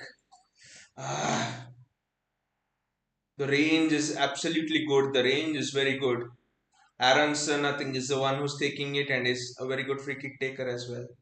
The wall does its job. My God, I was so tensed with this. The wall does its job.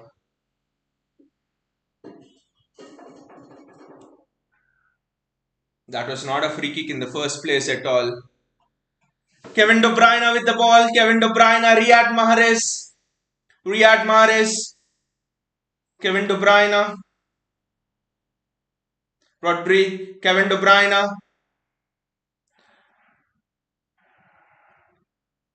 What a finish! What a finish, man! What a finish! Erling Haaland, you beast! Erling Haaland, you beast! I think from now on the stream we should have that background music of Haaland, Haaland. You know, there's a song, right, which went viral. I think we need to have that song as the background, and we need to play it whenever Haaland scores a goal. I think that's what we need to do. Haaland, Haaland. That's what I'll do the next time. But outside of the foot finish, I've seen midfielders here outside of the foot passes, but outside of the foot finish, and Jack Grealish with the assist, right? Jack Grealish second assist. Outside of the foot finish, a bit of a deflection, but the finish is just superb. Just a superb finish. Erling Haaland with the second. Grealish assist again, exactly JSK. Grealish is, I mean, kudos to the character of Grealish. I'll put my hand up to that. We all were blaming Grealish. We all were thinking of what selling Grealish, this, that. But kudos to the character, how much that man would have felt. And just kudos to the character in the way he responded. Could have easily gone for goal, but he didn't.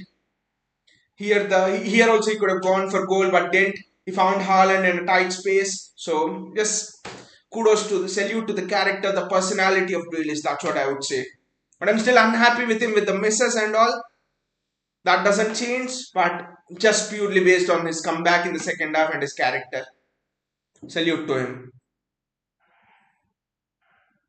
When I says I think we should roast Grealish often, that is something, a good recipe to get the best out of Jack Grealish. I think Vinay, perfect roast Grealish absolutely left, right, and center, and is almost on a hat trick in terms of assists. Wonderful.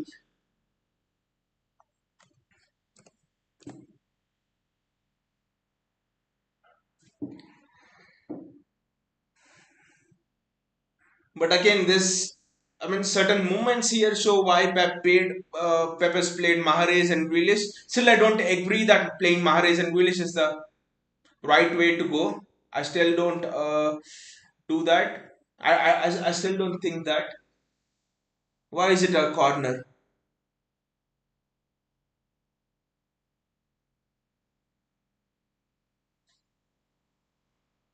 There's a foul on Gundogan. Clearly, the arm of a Leeds player was on Gundogan, and even that foul on Rico Lewis with a free kick. It was a simulation from Noto, and it wasn't a foul.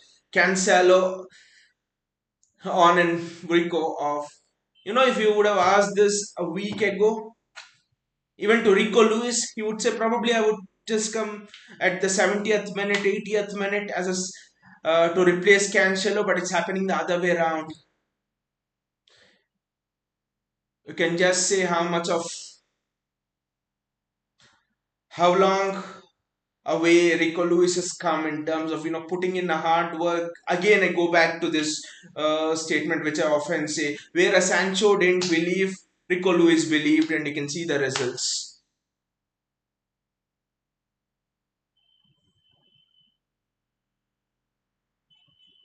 That's very well defended.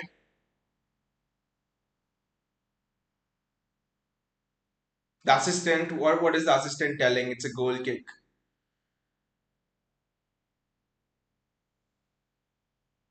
And for people who are telling there will never be a clear pathway for youngsters from City's first team into, sorry, City's younger teams, youth teams into the first teams. Example of Phil Foden, Rico Lewis, Cole Palmer will almost arrive, I'm sure. Three players at least. I'm sure Oscar Bob and Carlos Borges are another two players who we must keep an eye on. Jessica says Grealish just escaped all the hatred he was supposed to get after it. Exactly. Just imagine Grealish doesn't do all this, and at full time, the roast and everything Grealish would get would just have been something else.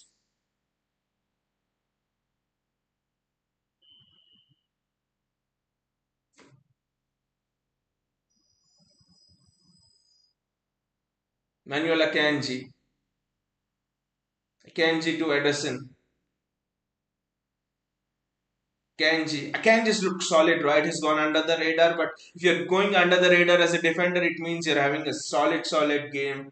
I saw that game Switzerland against France where Akanji single-handedly he was like 1v1. I think it was Neymar or Mbappe, I don't remember. Osman Dembele, I think. Akanji against Osman Dembele, time and again 1v1. He was look at Akanji escaping from tight situations. He's given the ball away. I'm just praising him, and he's just given the ball away. He does well. Doesn't panic even if he does a mistake. That's a great trait to have as a defender. Actually, you do a mistake, but still you don't panic and you think about how do I rescue the situation. That's the hallmark of world class defenders. People think world class defenders don't do mistakes, but the difference between a world class defender and a normal defender is world class defenders think I am okay even if mistakes happen because I know what to do after that. I know how to react to it. I know I will be okay in terms of understanding what to do after it. Jack Grealish, that's a foul on Jack, and some it takes down some minutes on the clock and slows the tempo of the game down, suits us.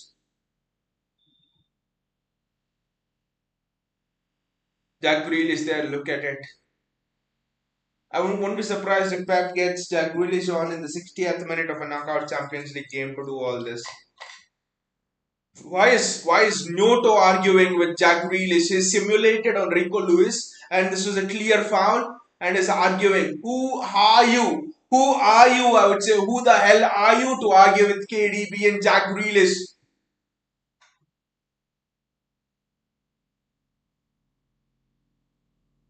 Why is he just going on Jack Grealish?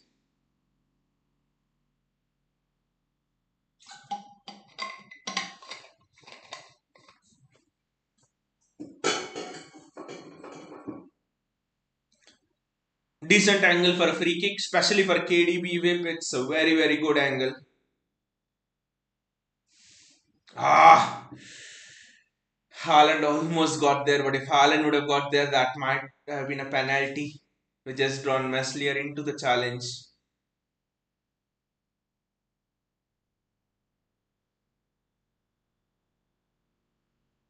Defensive work has been very good from our wingers as well. We have collectively defended and we have collectively, we have looked, I think, the most compact as we have done throughout the season. We have really looked very, very compact. Leeds are making some substitutions over there, but we have looked absolutely compact. This is the kind of structure I think Pep will be expecting in knockout games, because this is in stark contrast to what we did against Liverpool. Against Liverpool, and one ball from the deep end, Salah was away. Darwin Nunes was away. We were scared of the pace. I think Pep would have seen that Liverpool game, Leeds, so he knew that Leeds would have been watching that. That's why Leeds have played Nyoto and Aronson there just for the pace. And Pep went with this system. That's why Laporte is on the bench. Pep went with Akanji as the central defender. Well done, Pep. Full marks for all of the tactics. We looked so shaky defensively against Liverpool, and this is just completely opposite to that.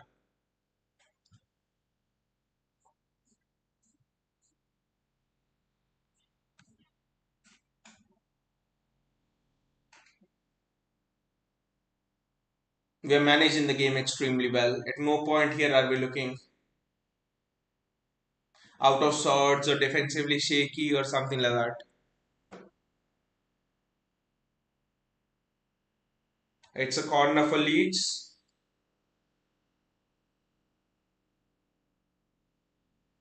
I would be disappointed if we don't keep a clean sheet, but Leeds score. Oh my god, Leeds score. It's one goal back for them. It's one goal back for them.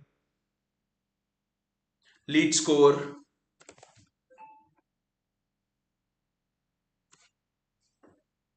I think it was Haaland's man. That too off a set piece. City are absolutely very good off set pieces actually.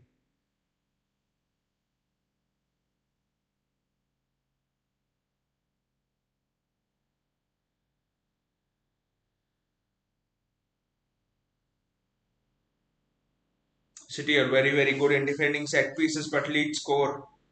Now we need to be careful.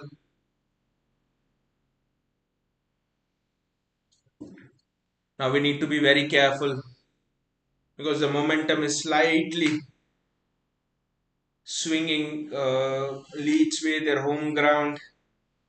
Vinicius Edison is just a defender. Probably Edison, not as much Edison's fault. I think it was Haaland's fault, maybe. There, Haaland lost his man a bit, but City get a throw in. Just manage the game well, guys. Manage the game well. Next 10 minutes, 11 minutes until the clock ticks 85. We will not concede another goal. That's how we should actually manage the game. That's another throw in City's favor. I think it was Haaland who lost his man.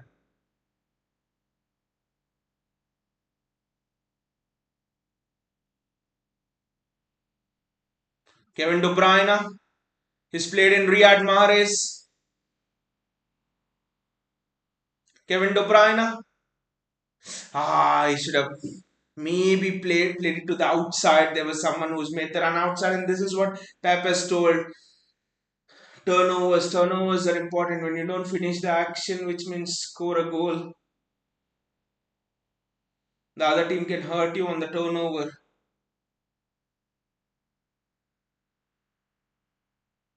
That's a foul in favor of Leeds, and John Stones had to make the foul. He was such a long way up the pitch.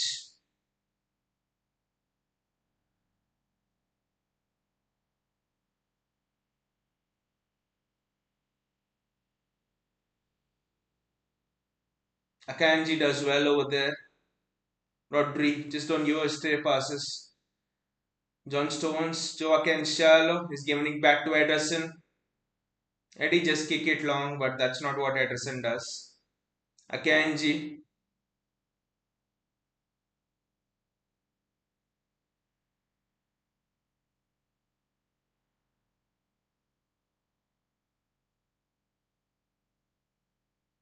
Kevin De Bruyne is onto the ball. He's played in Riyad Mahrez over here.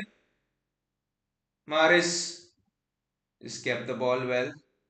City are just keeping the ball now. Nathan Ake, Cancelo slotted in on the right side. Foden's come in as well. Place of Grealish. I didn't notice that. Momentum is certainly with Leeds, guys. Momentum is with Leeds. It's their home ground. They scored the goal.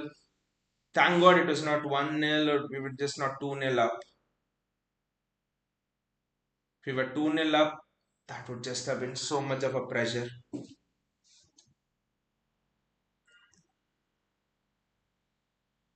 John Stones, Akanji,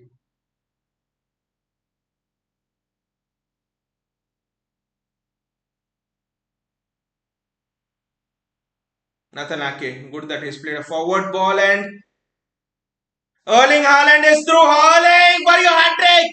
Ah! How many 1v1s will Haaland miss today? How many 1v1s will Haaland miss today? Haaland should have had his hat trick. Ah! That was the game. The game would have been finished.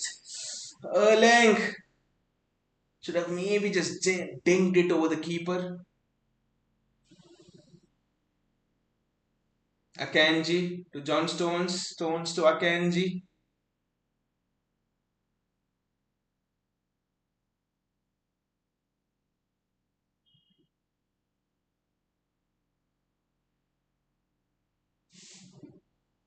That's well done by Jack Grealish, but the referee has given a foul, maybe.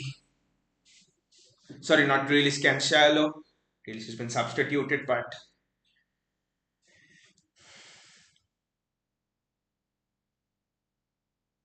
that's a foul. Oh, Leeds come again. Leeds come again.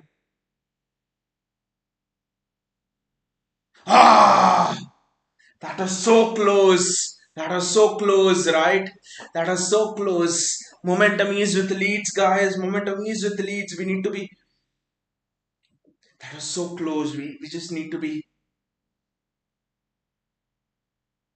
Just a deflection here and there, and it would just have gone in. We just need to be very careful now. We need to be very careful. We need to be extremely careful. Under pressure, miss kick from Ederson. My God. That's a foul in City's favour. That's well done. Precious seconds ticked off the clock, but Haaland should have actually finished it. A three-goal question and Leeds never able to, surely not able to come back. That way it was, he tried with his right foot probably. He had the chance to take it on whatever foot he wants. I fully expected Haaland to just score that. I expected the net to bulge. Haaland 1v1.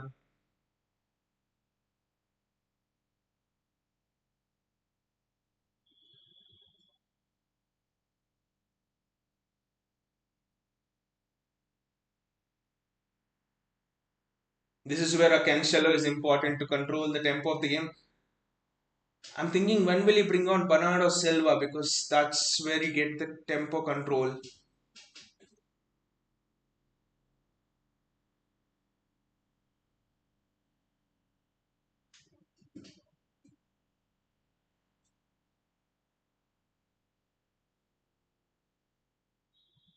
Clock is ticking towards the 80-minute mark, so 5 more minutes until City pass the challenge of not conceding again.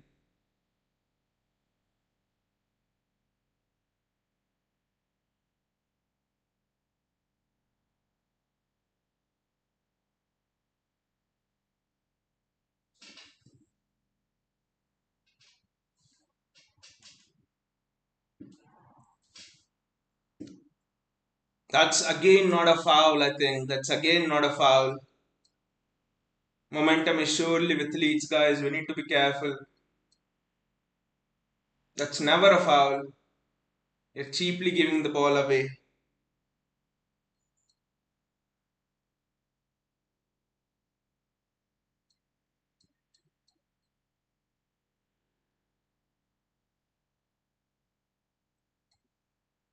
And the free kick is actually in a very good position. It's in a decent position.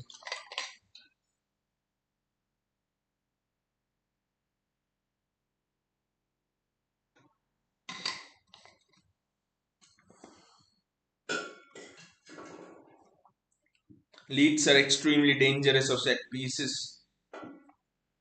Holding my bottle and hopefully the free kick won't go in. 4 more minutes till our challenge of not conceding till the 85th minute is confirmed.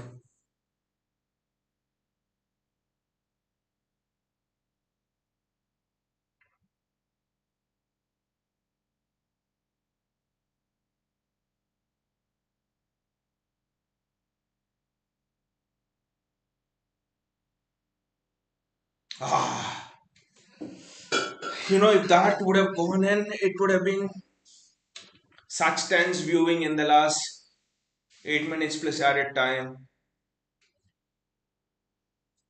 I'm just counting the clock down here. 3 more minutes to go until that 85th minute mark where we put a challenge of not to concede again. Pep is not happy at all. Pep is not happy. Pep has kicked a bottle and it has gone and hit one of the lead staff. That is hilarious. That's a City throw. Just manage the game out.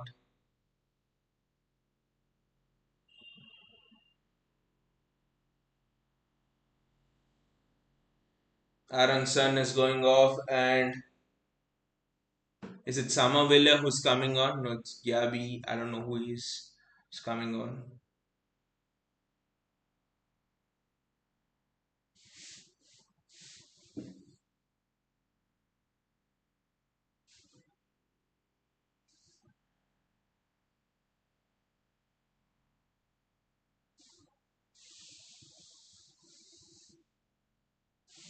The referee is just giving everything in favor of Leeds. No why?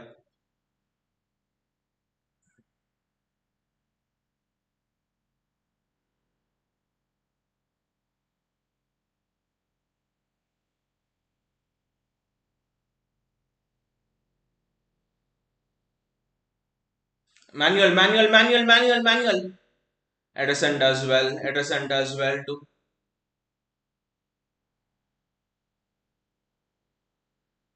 collect the ball there, but Manuel Akanji shielded it extremely well. He's read the flight of the ball. This gush of wind over there, so it's not always easy to read the flight of the ball.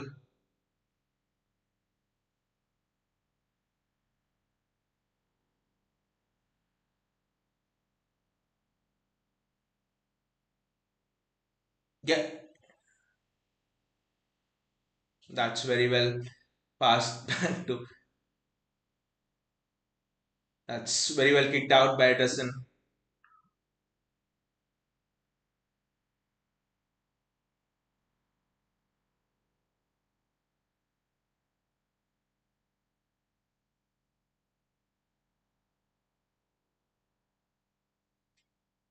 City should now show their master class in keeping the ball.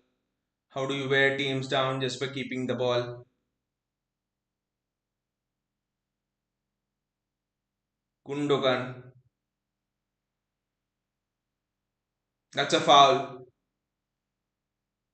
De Bruyne has taken the foul and he takes precious minutes of the clock, precious seconds of the clock at least. And that, that was a clear foul actually. There's no two things about that. That was a clear bloody foul.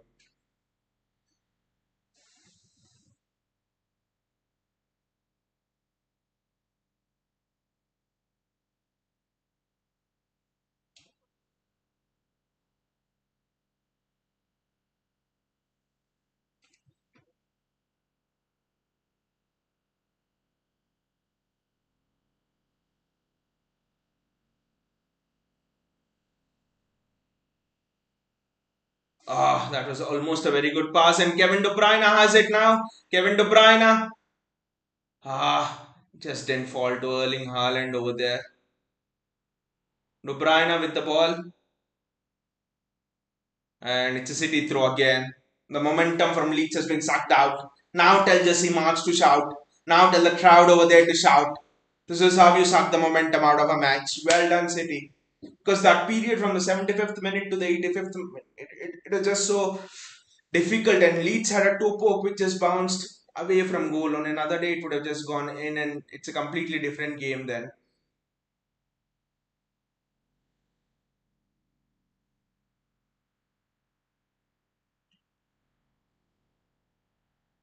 Natanake, just recycle the ball.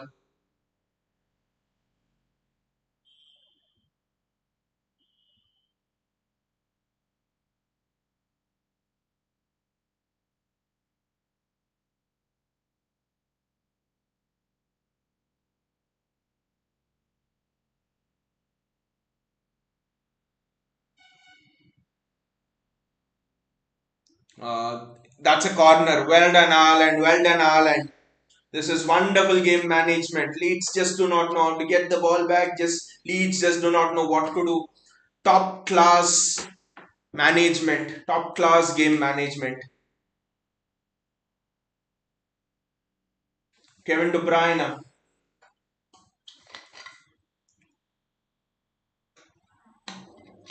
Cole Palmer said to come on now. I wonder how much he will add. How much extra time he'll add. But one more goal here and it's game set match. Checkmate to Jesse March. Ah, that's gone over.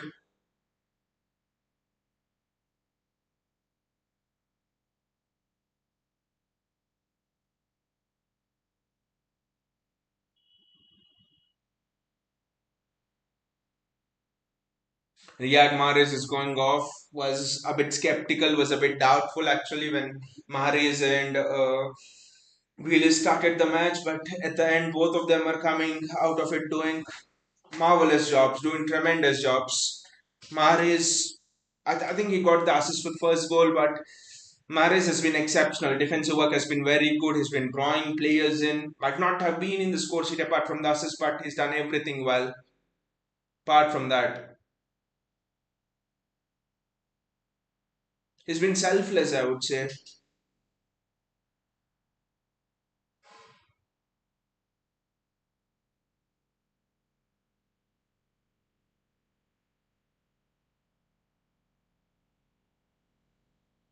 That was a bad pass from Ederson, I think.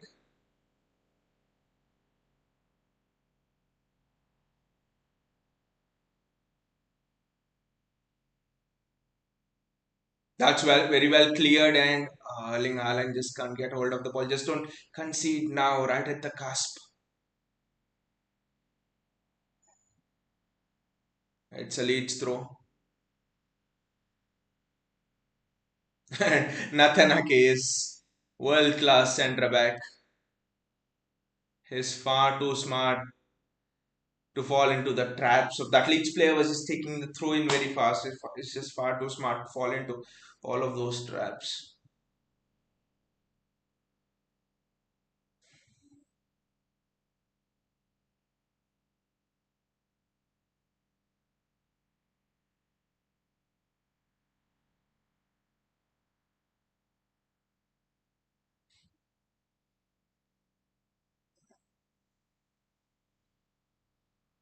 I guess 3 minutes should be the added time, but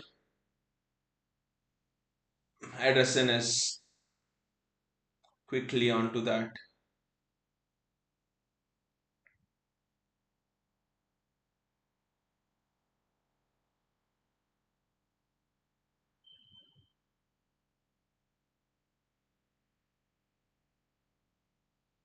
That's very well defended by Ken Shallow. 5 minutes of added time. Oh, it's hit the side netting. For a moment, I thought it went in. But it's hit the side netting. Ah, that is just so tense.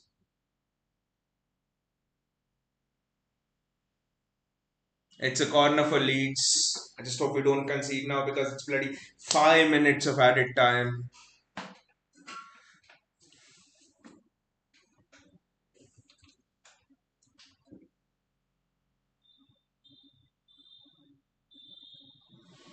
Oh, it's a simple catch for Ederson. Eddie just lie down with the ball now.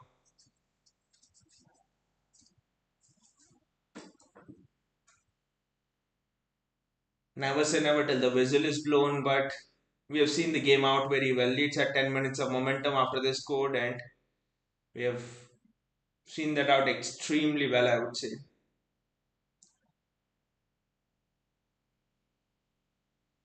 That's a great pass from Kevin De Bruyne to pick out Joao Cancelo. Sorry, to pick out Cole Palmer actually. Palmer does extremely well to keep hold of the ball and fantastic. He's just not let go of the ball. He's recycled the ball extremely well and City come again.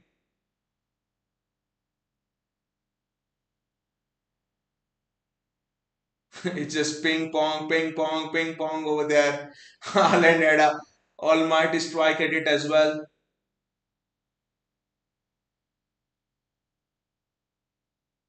That's a foul. Cole Palmer has one on Nyoto. It's fine. He'll take a yellow card, but Noto deserves it. It's just done so much of simulation today, Nyoto. Cole Palmer in the book, but he's taking one for the team. But that piece of dribbling there by Palmer was impressive. He knew when to go. He knew when to circulate the ball back.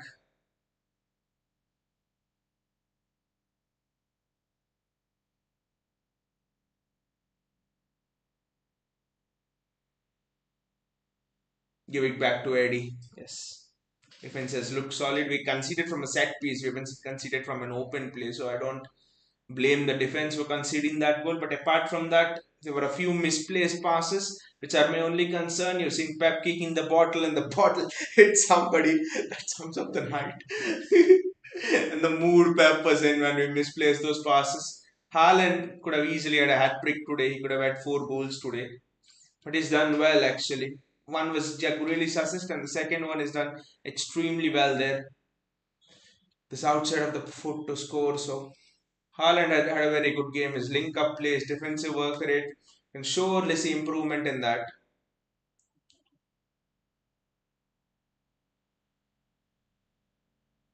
Leeds are going through, but Ake is so smart.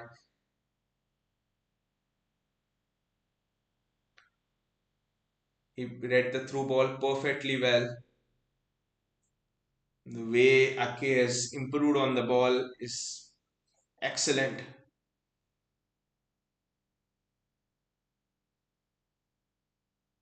Anyola Kanji now running with the ball. Kevin De Bruyne, John Stones, Kevin De Bruyne.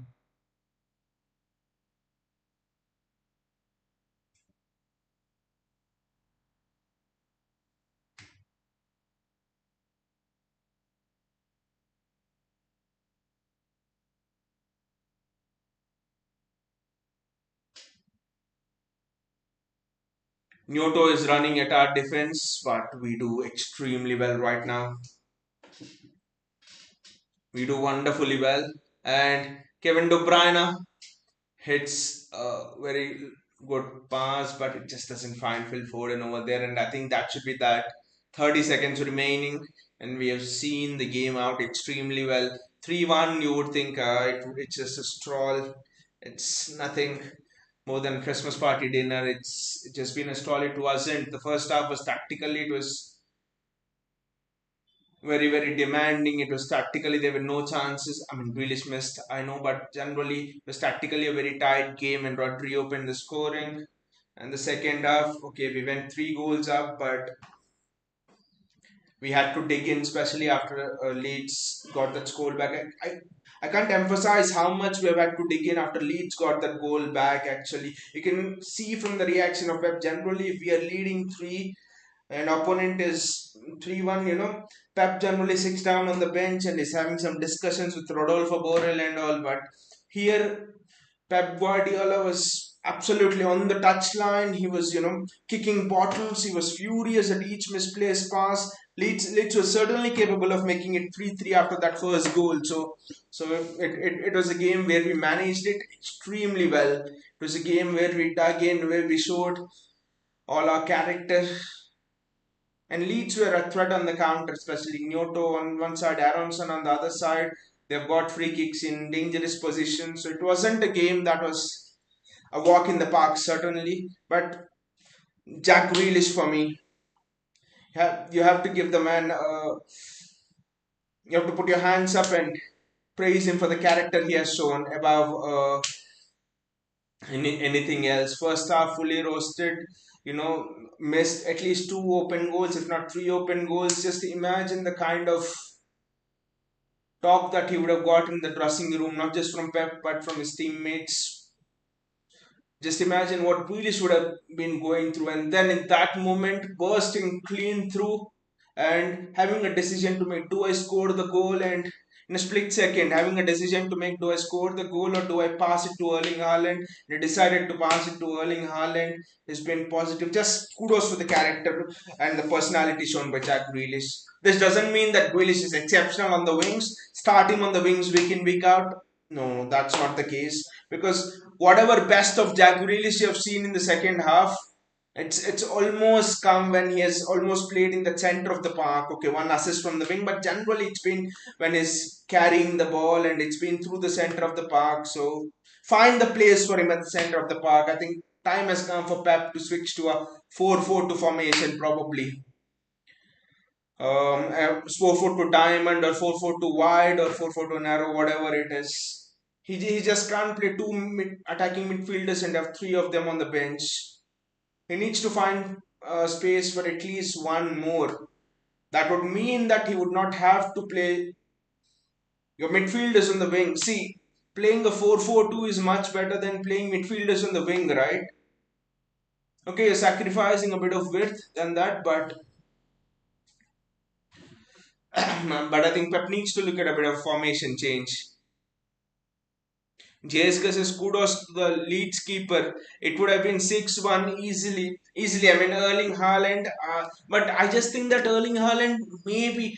If you remember, Erling Haaland also missed a similar kind of a chance with Newcastle, right? When it was 3-3, De Bruyne sends him through and Nick Pope makes similar kind of saves which Meslier did. So probably I think Haaland needs to lift the ball a little bit more over the keeper. That's the only thing. It's not criticism of Haaland, but that's what I actually feel. And who am I to comment about Haaland, one of the best 1v1 finishers the world has ever seen, ever seen.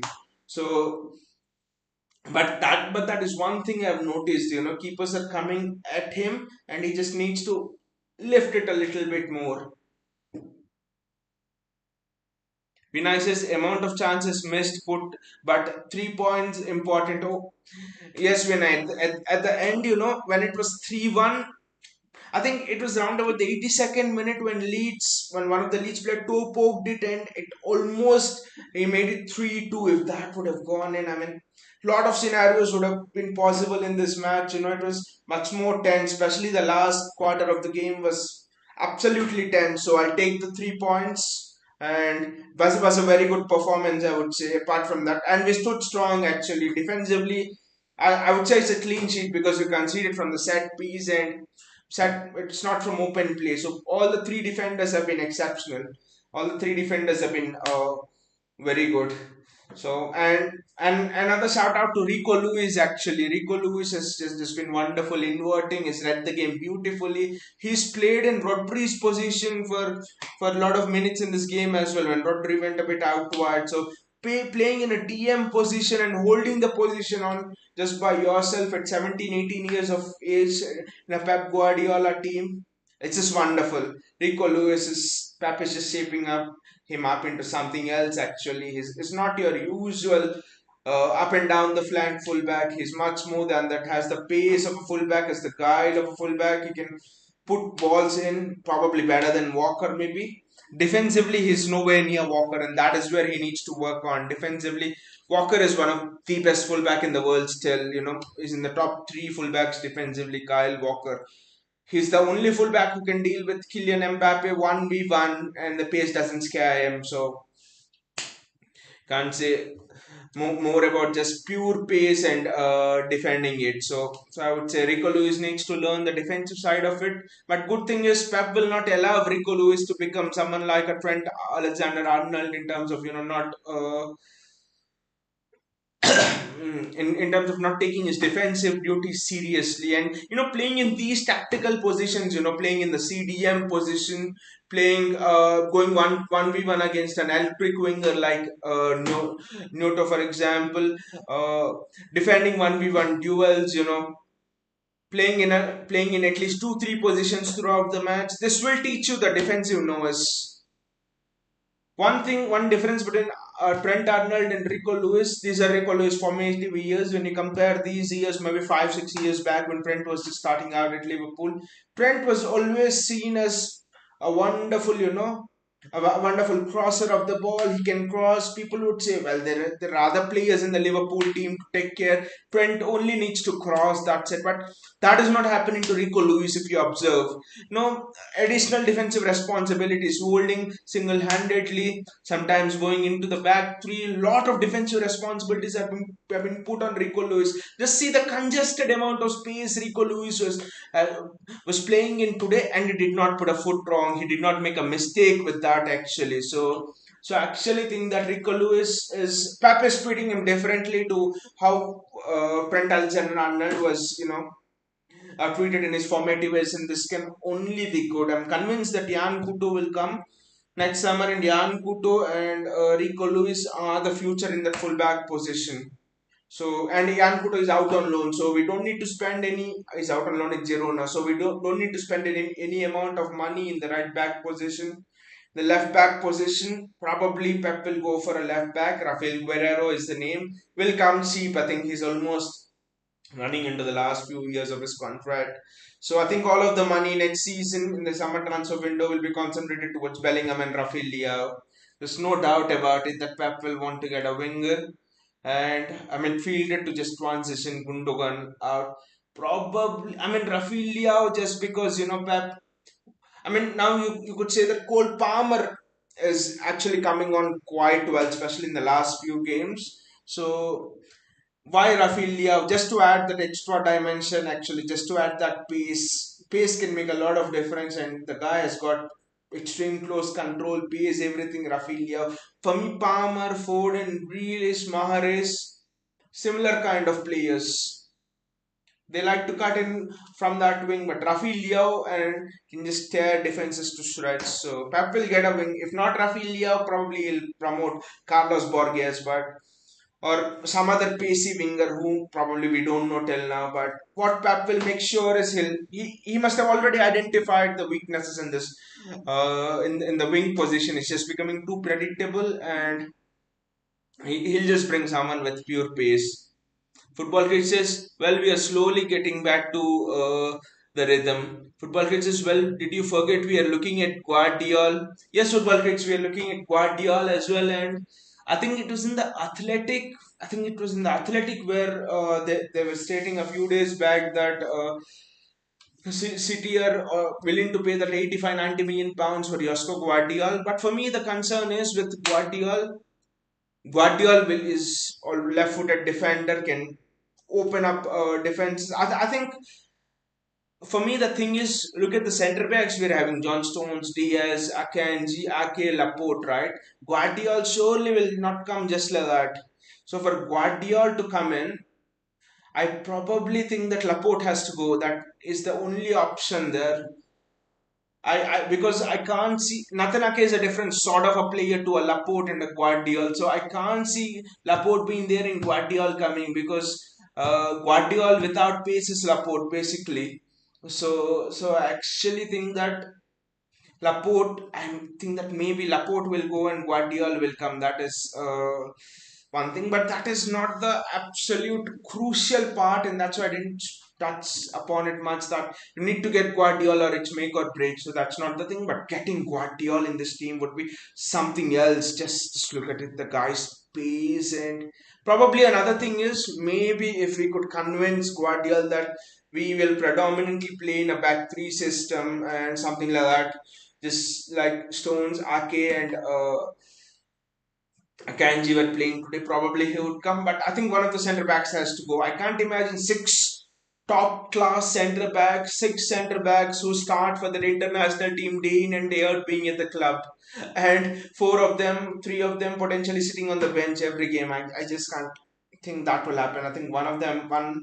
I think Laporte has to go. Maybe Ake, but more than Ake, I think Laporte is the one who I sort of sense with Laporte a bit of is feeling a bit unsettled at the club. Nothing is coming out, but it's just my sense that feeling a bit unsettled. Now with Akanji coming in, Pat maybe thinks that he needs a bit of pace into the defense as well, and he's not preferring Laporte. So I think if we get Guardiola, I think Laporte is the one who will go.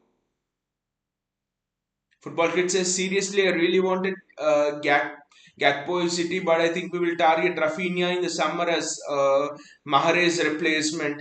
I actually think Football Kicks, we did not go for Cody Gakpo because Julian Alvarez is uh, similar profile of a player to Cody Gakpo. He's an improved.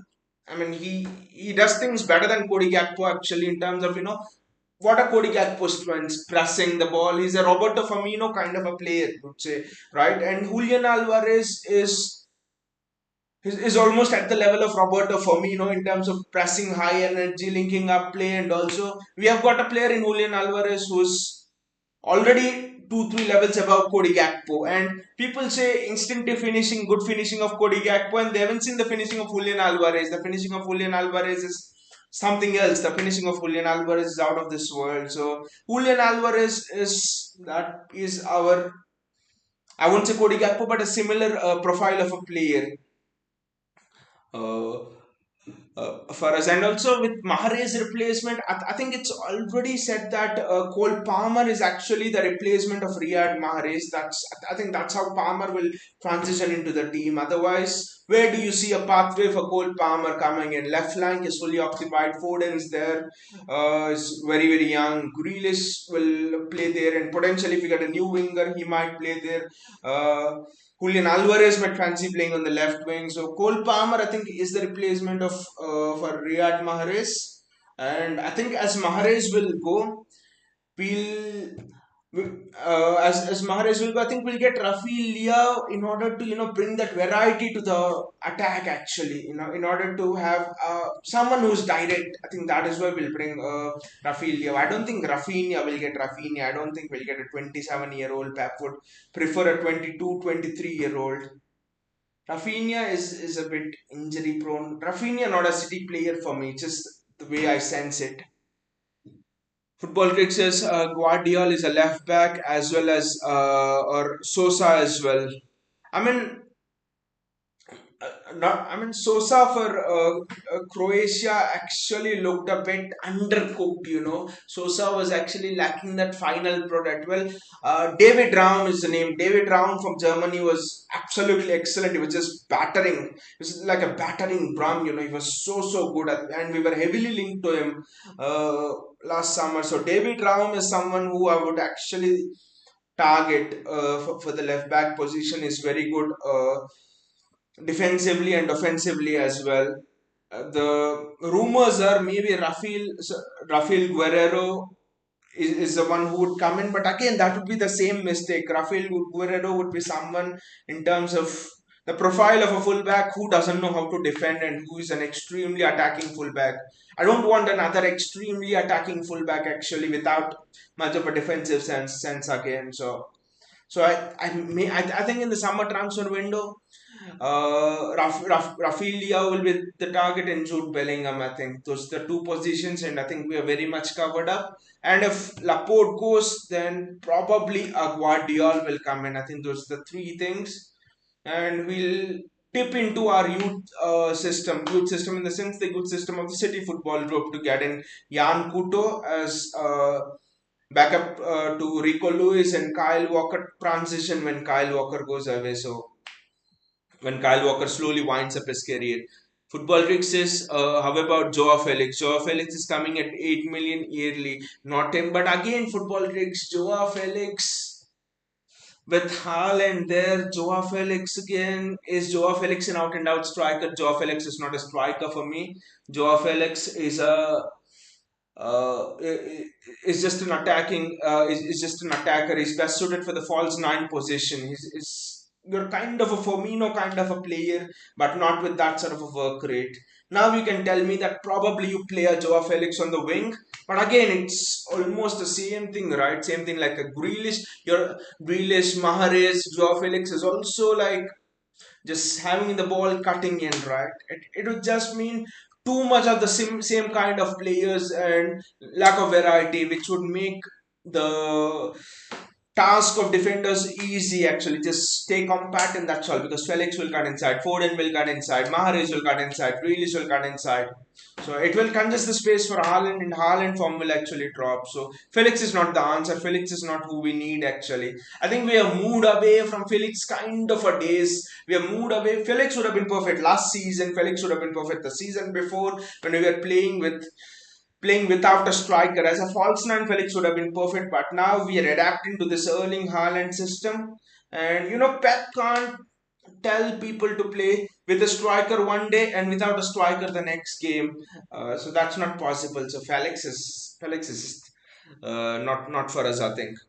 Football Creek says Joao Felix at left wing. I would take Rafi Liao, Football Creeks, because the same thing again, cutting inside Joao Felix. That's what he does. Probably does it better than most people, but at the end of the day, he again does the same thing, right? It doesn't give you anything different. And when is the absolute beast version of City you have seen? 2017 always gets back to me. And in 2017, we had Leroy Sané who was electric fast, who could cut inside, who could hold the width, he could do everything. I think we need that kind of a player. And I look around, who are those kind of players? Probably a Kingsley Coman, but Kingsley Coman injury prone. Douglas Costa is at Juventus, I think, is injury prone. And who else? Rafinha is the upcoming talent. So I think it's Rafinha. I think for me, who fits in that bill? Who fits in that bill of the complete Pep Guardiola winger? Because Pep Guardiola, he sees certain qualities in his wingers. So football kicks is Eden Hazard, brother Torgan Hazard, who can play as left back as well as left wing. Football Critics says what I heard is that we are targeting Saka. Football Critics, that would be the ultimate thing, targeting Saka. Arsenal fans are like, we have to taken Gabriel Jesus and Zinchenko from you, and we have uh, done a daylight robbery on you, but just imagine if we get Saka from them, Arteta and Arsenal will never recover. It will take them another decade to even challenge for the title. You take Saka, and I really hope we plot that Saka deal. Saka, Erling, Haaland, Kevin De Bruyne. That would just be excellent. Saka along with Jude Bellingham. That would just be something else actually. Just imagine Foden, Saka, Haaland, something else. Somehow I think we need. I mean, we have plotted players from Arsenal before. NML, Adebayor, Samir Nasri. Lot of players come to mind. So Saka, why not Saka? Just break the backbone of Arsenal by targeting Saka. Just break them. They are honestly targeting us for the title and break them. Football Kit says Eden Hazard with the Torgan Hazard who can play as left back as well as left wing. But Torgan Hazard is not the answer again for politics. He doesn't stand out. He's not exceptional. He almost does the same thing. They're okay. He's a bit more direct than Grealish. He can hold the weight. But I think to get into the City team, to get into this Pep Guardiola team, you need to be something special. And I see Rafi Liao as that something special, especially in certain positions, in the wing positions, for example, because wingers are so crucial to the way Pep Guardiola wants the City team to operate. So I don't think Torgan Hazard is the answer. I think Rafi Liao or Saka. Just bring on Saka and it will be something else actually if you bring on Saka. Alan Saint Maxim would have been good, but he's injury prone and I don't think Newcastle will sell him. And the advantage with both Saka and Rafi Liao is that both are not injury prone. So let's see how it goes. And a wonderful victory for City actually. Wonderful victory, and we start our engine again. Basically, that's what I would say. A long way to go, a long way to go. What, it's just 15 games done, and the season is 38 games. We are not even halfway there. So long way to go. Will be a tumultuous and an exciting ride. Will be a ride where in between matches itself you'll feel that tension like we were feeling the tension when Leeds scored or when City were drawing nil-nil with Leeds. So when Pep Guardiola was kicking his bottle. So a lot of tension in game as well. So all of these moments, I think that's what makes this game so special actually. Live those moments. That's what I would say. Because there's a long way to the end of the season. There's nothing you're gonna get by just taking in the pressure and thinking, oh, Arsenal, how much gap do they have on us, and all of the things like that. So just enjoy each moment. That's what I would say. In each game, because there's gonna be games where we're gonna be down, where we'll be up. So it's gonna be topsy turvy ride, a ride full of emotions, a ride full of fantastic experience. That's what I would say. Football Grid says, who was the player of Leeds name starting with why? It was why there was a player called as Nyoto. Actually, he is electric. Are you telling on the wing? On I mean on the left side of Leeds, which Rico Lewis was facing 1v1. It is Noto actually. And he is said to be a very good talent in Italy actually. So they've just signed him, I think, at the start of this season. But uh, he's actually been good. He's played well against Liverpool as well, and he's showed promise. Yeah, on the wing it's Nyoto. It's Nyoto. It's uh, Nyoto actually. Football freaks. He's said to be electric, and they picked him up from the Juventus Youth Academy. Actually, he's said to be one of the top two, three young talents in Italy right now. So I'm sure he'll make a move up if he has the attitude, and if he can just keep working hard, he'll make the move up to a big club. He's got the potential. Surely, I've seen him two, three times. He's very safe on the ball and is electric in pace, and he dribbles extremely well. So someone to keep an eye on for the future. But anyway, guys, hope you enjoyed the game as much as I did, and thank you for joining me in this on this watch along. It's been a wonderful victory for City and another two goals for Erling Haaland. See you all, guys, and take care.